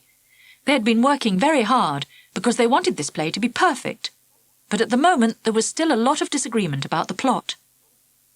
If you ask me, said Sandra, it's a funny sort of play where the main character spends most of it stuck to the spot. She had just been put under a spell by Jo playing the witch. Drunk with her own power, Jo was now doing cartwheels round her victim, cackling in triumph.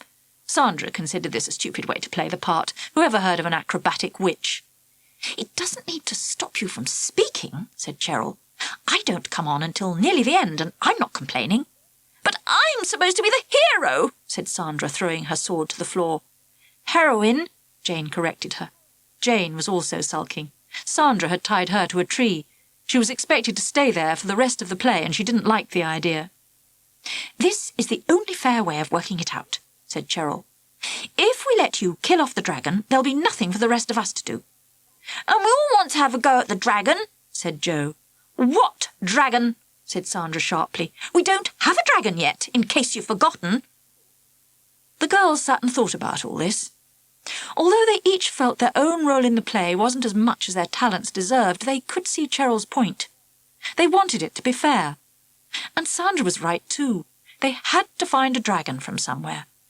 Whoever could be persuaded to play the part, knowing the fate they had planned for it.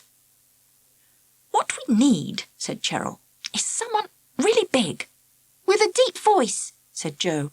"masses of acting ability," said Sandra. "But stupid enough to go along with the ending," said Jane.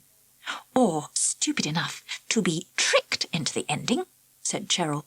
"But do we know anyone that stupid?" said Jane. The girls began to smile. "He'd never agree to it," said Jo. Sandra, still smarting from Ralph's cruel insults, began to see a chance for revenge. "Oh, but he might," she said. "He just might." The following Monday, it poured with rain, and Class 1 had to stay inside at break time. The windows were misted up, and people played noughts and crosses on them. The air in the room was heavy and damp. The noise level rose as voices tried to cut through it like blunt scissors. Mr. Mills sat at his desk, clutching his cup of coffee, marking maths books. 2 girls tidied his desk around him. Ralph Raven was sitting at his table, drawing a Danger Mouse cartoon. "That's great," said Sandra, sitting on the corner of his table. Ralph leaned forward, edging her off with his elbow. "You're really good at drawing," said Jane. It was true, but difficult to admit. "And you're good at acting," said Cheryl. "Have you ever thought about going on the stage when you grow up?" said Louise. Ralph narrowed his eyes. He glanced from one girl to another. "What are you after?" he said. "Nothing," said Sandra. "Well then, clear off." "To tell you the truth, we were wondering whether to offer you the star part in our play." "Don't bother," said Ralph. "It's a good part," said Jane. "What play?" said Ralph. "It's a bit like Mr. Mills' play," said Cheryl. "Knights and dragons, but ours is better." Ralph was unconvinced. "In our play," said Sandra, "the best part isn't the knight, it's the dragon." "And we thought you'd make a brilliant dragon," said Jane. "We need someone with a powerful voice," said Jo. "Someone who can act," said Sandra. "Someone intelligent," said Louise. Ralph stopped drawing. He smiled to himself and puffed out his chest. "This dragon," he said, "what does he have to do?" The girls relaxed a little. They could see he was hooked. "He has to roar a lot," said Jane. "Is that it?" "Oh, no," said Sandra. "He has this big role to play at the end." "Does he get to eat you all up, then?" he asked, grinning unpleasantly. "Oh, yes," lied Sandra. She crossed her fingers behind her back. "He's the real hero. We just roll over and die." The other girls blushed at the outrageous lies they'd been telling. However were they going to get round the last one? "Well, I'll think about it," said Ralph, playing hard to get. "Great," said Sandra. "You won't regret this." Said Ralph, a small doubt stirring in his mind. Looking up from his desk, Mr. Mills saw the extraordinary sight of the girls' gang in some sort of agreement with Ralph Raven. He shivered at the thought. There were only 2 weeks left until the end of term. Surely nothing too awful could happen in that time. But the girls had been unusually quiet. He had an idea they might be planning something, a sort of final surprise. The prospect made Mr. Mills feel suddenly weary. The next day, during the dinner hour, the girls' gang and Ralph Raven were behind the Coke store. They were explaining what they wanted him to do. He was not being very cooperative. "You mean to say I spent most of the play hiding in the back of a cave? I thought this was supposed to be a good part." "Look, it's important. Just because the audience can't see you doesn't mean you can go to sleep," said Cheryl. "You have some important roars," said Sandra. Ralph was fed up already, and he showed it.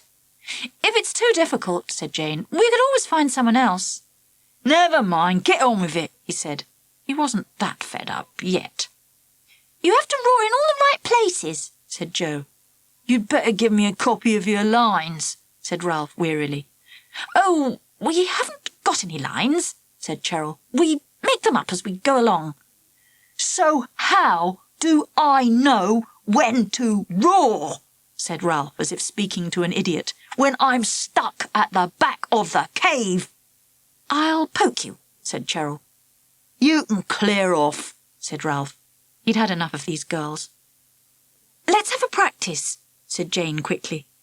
They got into their places. Ralph crouched in a corner behind the dustbins. Cheryl prodded him in the back.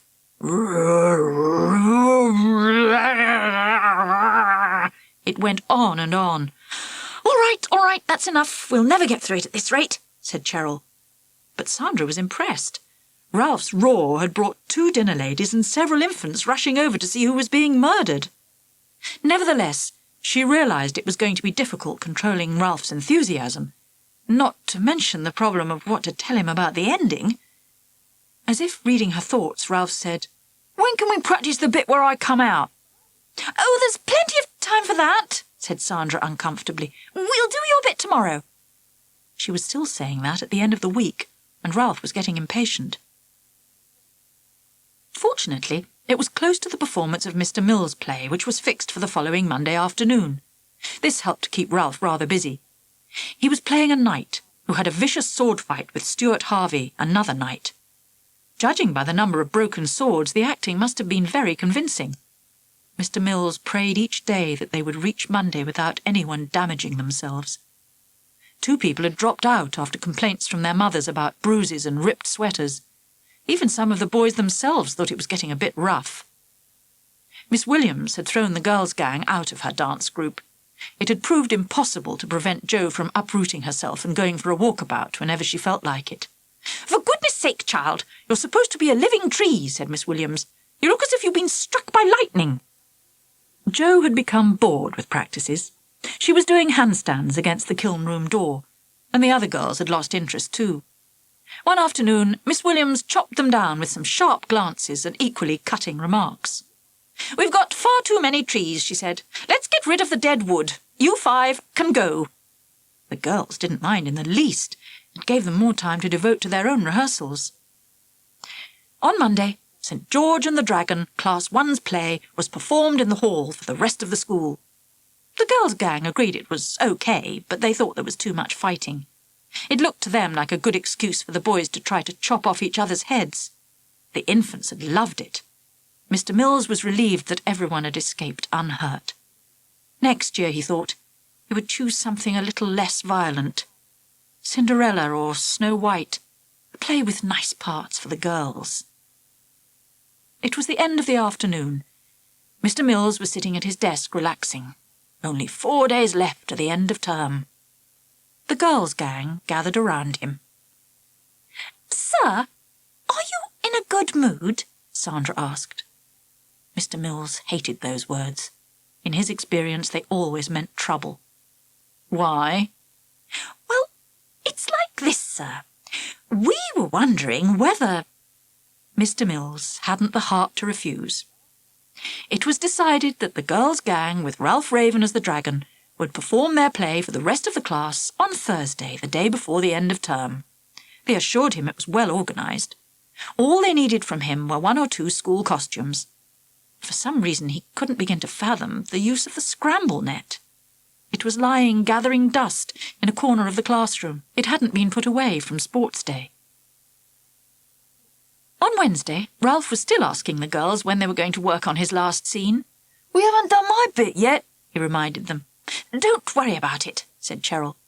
What's there to practice? Said Jo. You come out, we roll over and die, and you get the applause. You'll know what to do when the time comes, said Sandra. OK, said Ralph, shrugging his shoulders. He was planning a long, drawn-out scene for himself, where he mangled and chewed them to death. He would walk all over them if he felt like it. He was quite looking forward to it. He could already hear the cheers and the applause. It would be a good chance to get his own back on those wretched girls. Goodness knows he'd had enough to put up with from them during the year. This would be his final revenge. That night, the girls met in their den to have a last run-through. Ralph had not been invited. Are you sure this is going to work? Said Louise. Course it will, said Sandra. Why shouldn't it? He won't know what's hit him, said Jane. He's not going to take it quietly, said Jo. Yes, but there's 5 of us, said Cheryl, and we'll have the element of surprise. He'll be so mad, said Joe, grinning. Serve him right, said Jane.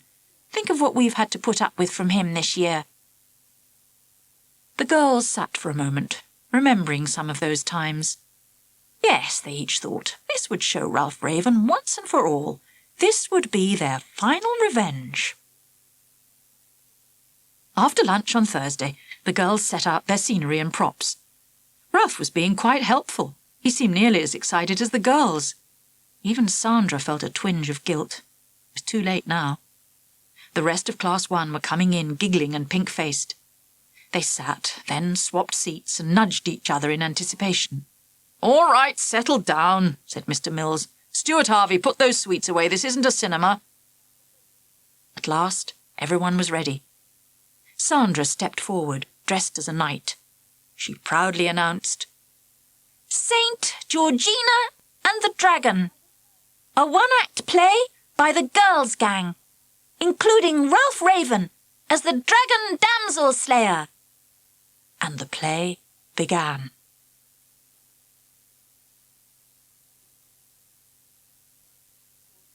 The play, St. Georgina and the Dragon. Cast list: St. Georgina, Sandra Turner. Princess Jasmine, Jane Turner. Wilhelmina, Witch of the Woods, Joe Robson. Wonder Woman, Louise Bottomley. Dr. Her, Cheryl Spencer. The Dragon Damsel Slayer, Ralph Raven. The play is set on the edge of a deep, dark wood at the foot of a hill. In the side of the hill is the mouth of a cave. Around the cave, the ground is littered with bones, which the girls have been begging from the butcher for the last 2 weeks. There are a few trees with burnt branches. From time to time, a low roaring can be heard from the depths of the cave.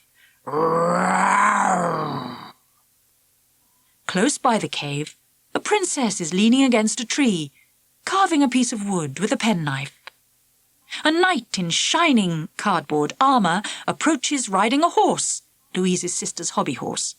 She is carrying an enormous sword which trails on the ground. She dismounts, leaving her horse, propped up like a bike, against another tree. "Have no fear, sweet princess. Your knight in shining armour is here. I have come to rescue you from the wicked dragon and save you from a terrible fate." The knight bows. Sandra is unable to bend because her armour cuts into her stomach. She groans. "Get on with it," Jane whispers. "Do not faint or weep, princess. Do not beat your breast." This causes giggling among the audience. Sandra gives them a disgusted look. "Do not fall to your knees and kiss my feet." "Don't worry, I won't." "Be of good cheer. I am St. Georgina, and I have come to free you, dear damsel in distress." "Save me? There's really no need." "Are you not the Princess Jasmine, daughter of the king of this land?" "Yes, I am." "And have you not been abandoned here, doomed to be eaten by the dreadful dragon, known in these parts by the name of Damsel Slayer?" There is a loud roar. It sounds as if the dragon is saying, "That's me they're talking about." "What if I have? It's nothing to do with you." "Are you not afraid? A helpless young girl left here to be devoured by this mighty monster, forgotten, forsaken, forlorn." "Afraid? Certainly not. What kind of a weakling do you think I am?" "Brave words, princess!" The knight claps the princess on the back. She claps her a little too hard, so Jane hits her back. For a moment it looks as if there might be a fight. "Anyway, who are you?" "Allow me to introduce myself. I am St. Georgina, famous female rent-a-knight. I am at the service of helpless maidens 24 hours a day, dragons slayed, monsters murdered, princesses preserved. Please accept my card." The princess tears up the card and throws it over her shoulder. "Just get lost, will you? I'm not a helpless maiden. You're out of date. Us modern girls have learnt to take care of ourselves. We don't scare easy." In the background, a jab from Cheryl produces a particularly loud roar which echoes around the stage. Roar! Behind the scenes, Cheryl hisses, "That's enough!" The roaring stops. The knight lifts her sword and points it towards the cave. "Do not tremble, princess. I and my trusty sword will protect you." "Huh! You're the only one who's trembling. That sword's too big if you ask me." I've told you I can look after myself. We're taught self-defence at school nowadays, you know. The princess lunges towards the knight, hands held high in front of her. She does a karate chop in the air. Ha, ha, ha, so! Sandra isn't ready for this. She's caught off guard and falls down. She has to be helped to her feet. Now she's really mad and she means business. Look here, princess or no princess, I have come to fight this dragon. Why don't you hide yourself behind a tree while I dispose of him? Just how do you plan to do that? First, I will lure the beast out of his cave. Then I will challenge him to 3 days and nights of mortal combat. The knight performs a fast and fierce mime, which finishes with her hacking off the imaginary dragon's head and carrying it still dripping to the princess's feet. In the end, honour and bravery will prevail, and I shall lay its ugly head at your dainty feet. You better not. I don't like blood and violence. If you ask me, it's a lot of fuss about nothing. It's only a dragon. What do you mean, only a dragon? Well, they're a bit pathetic, really. I mean, they can't go on eating princesses. Girls won't put up with that kind of thing any more. Dragons will be extinct in no time. They're a dying breed like you lot. Knights, who needs them? I can't listen to all this rubbish. I have a job to do. The knight takes a long rope from her horse. She gives one end to the princess, and she takes her penknife away from her. Please hold this. The knight races round the tree, holding the other end of the rope until the princess is securely tied. Hey, you can't do this to me. I'm a princess. Knights are supposed to free princesses, not tie them up. Didn't they teach you that at night school? Princesses usually know their place. Now keep quiet, or I may have to gag you as well. Just you dare. This was clearly not agreed in rehearsals. It's a little extra idea of Sandra's to keep Jane quiet. The knight approaches the cave. She throws her gauntlet far into it. Oh, that hurt! Can be faintly heard, followed by Cheryl's shh. I, Saint Georgina, Knight of the Round Table, challenge you, damsel slayer, to come out and face me like a dragon. There are a few bad-tempered roars. Come out and fight, you coward, instead of hiding in there like a mouse. An offended roar is heard. The knight peers into the cave, but still no dragon appears. Jo doesn't recognise some of these lines. She has no idea when she should come on. She's thoroughly bored with waiting and limbering up off stage. She decides now is as good a time as any. She makes her entrance. There is a clap of thunder. Cheryl bangs a metal tray with a spoon. A flash of lightning. Well, a bicycle lamp, actually. And a drum roll. A witch appears, doing a series of cartwheels across the stage. These are followed by a backwards flip and finally a handstand. She has a black cloak tucked in the legs of her leotard. She's wearing black tights and football boots. She peers around and cackles nastily.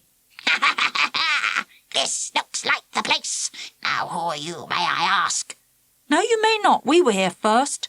We'll ask the questions. Who are you? I am Wilhelmina, Witch of the Woods. I have come in search of a despicable dragon which I am told lives in these parts. Well, you can join the queue, and I'm first. What do you want with him? Ha ha ha ha ha! While she speaks, the witch does a series of leaps and spins. Sandra says it makes her look like someone having a fit. I want to use him for my spells. I want his claws and his blood and his dragon's fire, and I want the tip of his terrible tail. Not you as well. She wants to hack his head off, and now you want to chop him up and boil him in a cauldron. I should report you both to the RSPCD. Keep quiet, you, or I may lose my temper. I don't like princesses. Jane sticks out her tongue. She's tired of being told to keep quiet. You will have to take your turn, madam. I have already challenged this dragon. You better leave this job to the expert.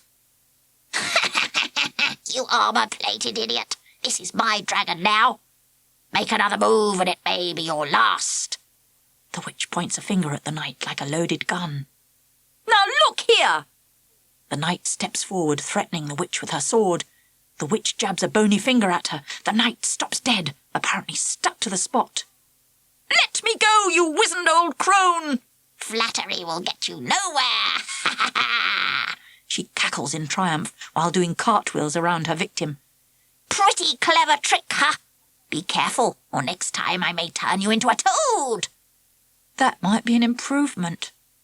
And the same goes for you. Sandra and Jane pull an unpleasant face at each other. Now they're both out of action. The witch makes her spell. This involves plenty of acrobatics. Jo would have liked a lot more, but Sandra complained that people had come to see some acting, not a gymnastics display. She finishes at the mouth of the cave and throws in a handful of imaginary powder. The dragon roars.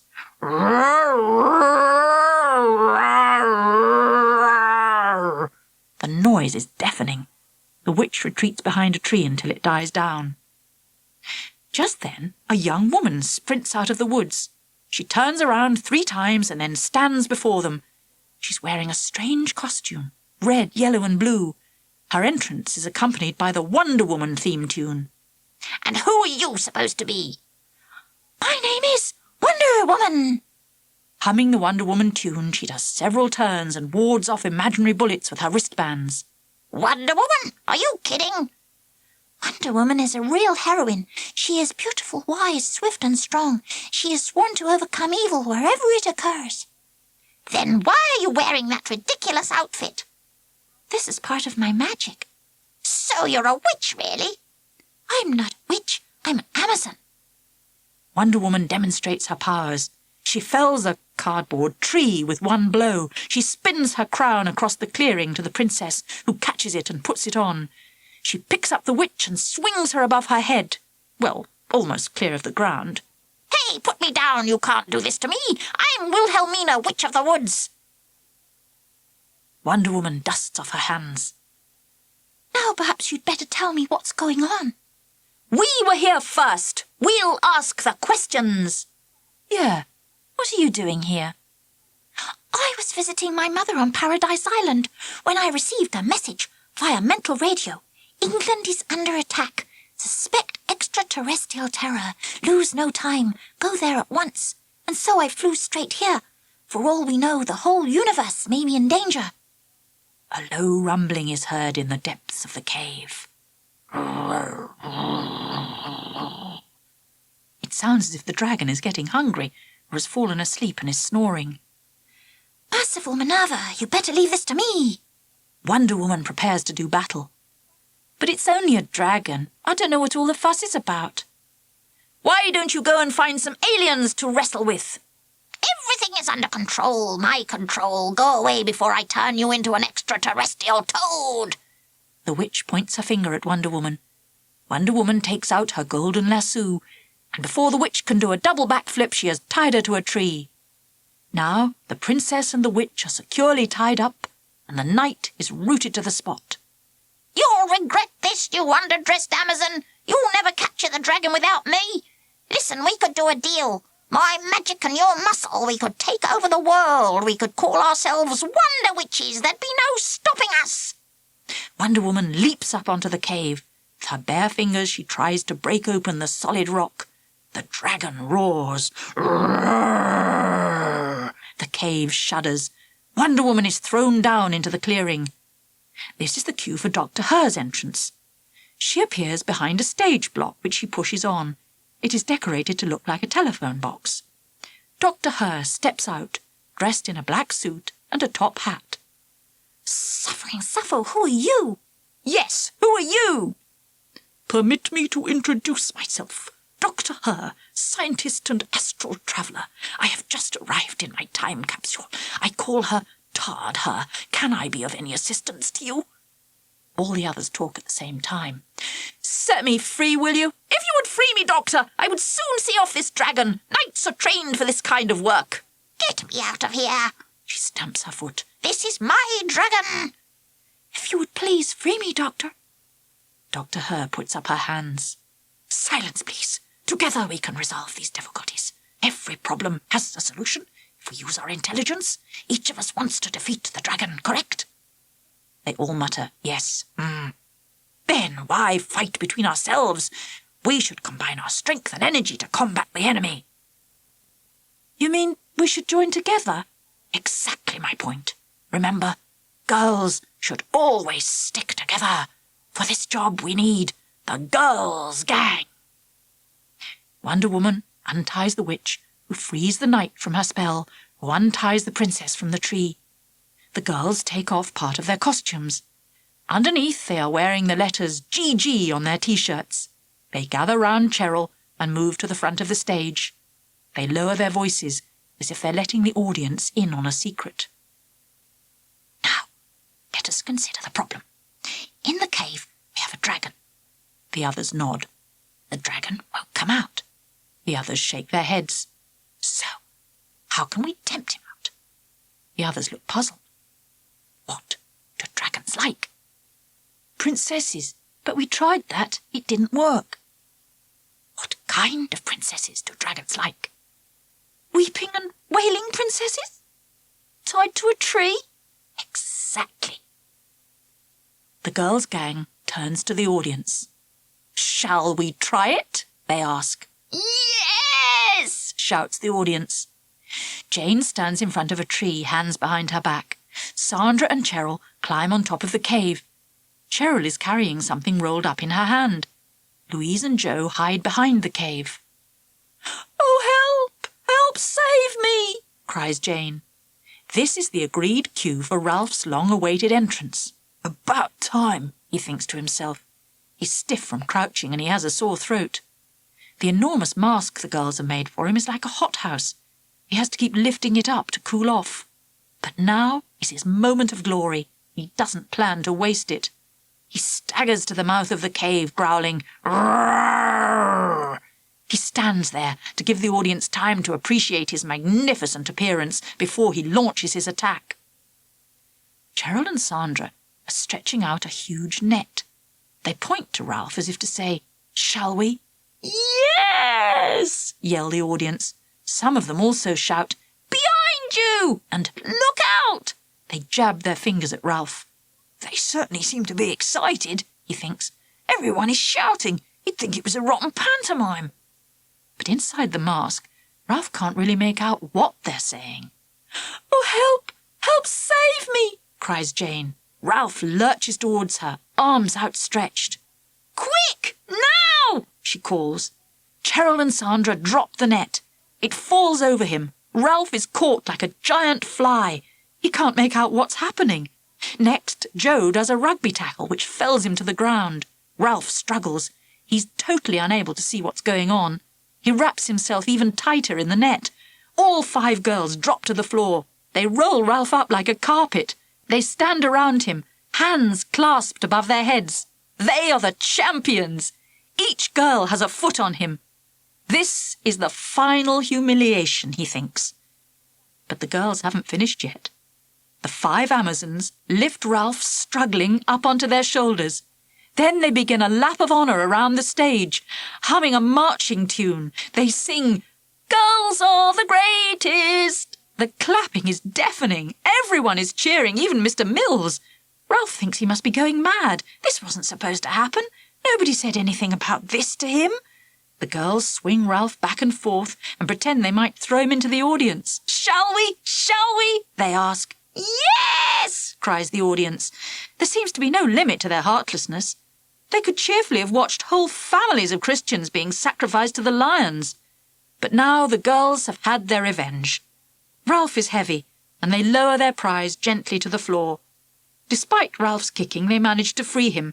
They rush back beyond his reach. Ralph lashes out like a blind man. He lifts off the mask. His face is red and puffed up. He takes a deep breath and grits his teeth, ready for action. But then he looks out and sees the rest of the class cheering and stamping and whistling. He realises that this is all for him. He smiles and takes several bows. They call for more. He doesn't want to disappoint his audience. He gives them a final stupendous roar. Roar! He pretends to savage the girls, who run off in genuine terror. The play is over. The girls' gang and Ralph Raven take a total of 10 curtain calls. The 6 of them are at last on the same side, players together. Sandra is so excited, she gives Ralph a spontaneous hug. "You're a good sport," she says. Ralph pushes her away. "Get off," he says. He's had enough to put up with this afternoon without that. The class invade the stage like football supporters. They clap Ralph on the back. They vote him man of the match. Mr. Mills watched the play, spellbound. It had been totally unexpected. These girls never ceased to amaze him. But the most puzzling question was, how had they ever persuaded Ralph to go along with it? The ending looked as if even he hadn't expected what was coming. Knowing the girls' gang, he almost believed that. He could begin to see how, one day, they really might take over the world. Tomorrow, Class 1 would be leaving him. In a few weeks' time, they would start at the high school. He had just finished writing their record cards. He wondered, with a twinge of guilt, whether he ought to have warned the high school teachers about these girls. But then, he thought to himself, teachers deserve their summer holiday. Why spoil it for them? They'll find out soon enough.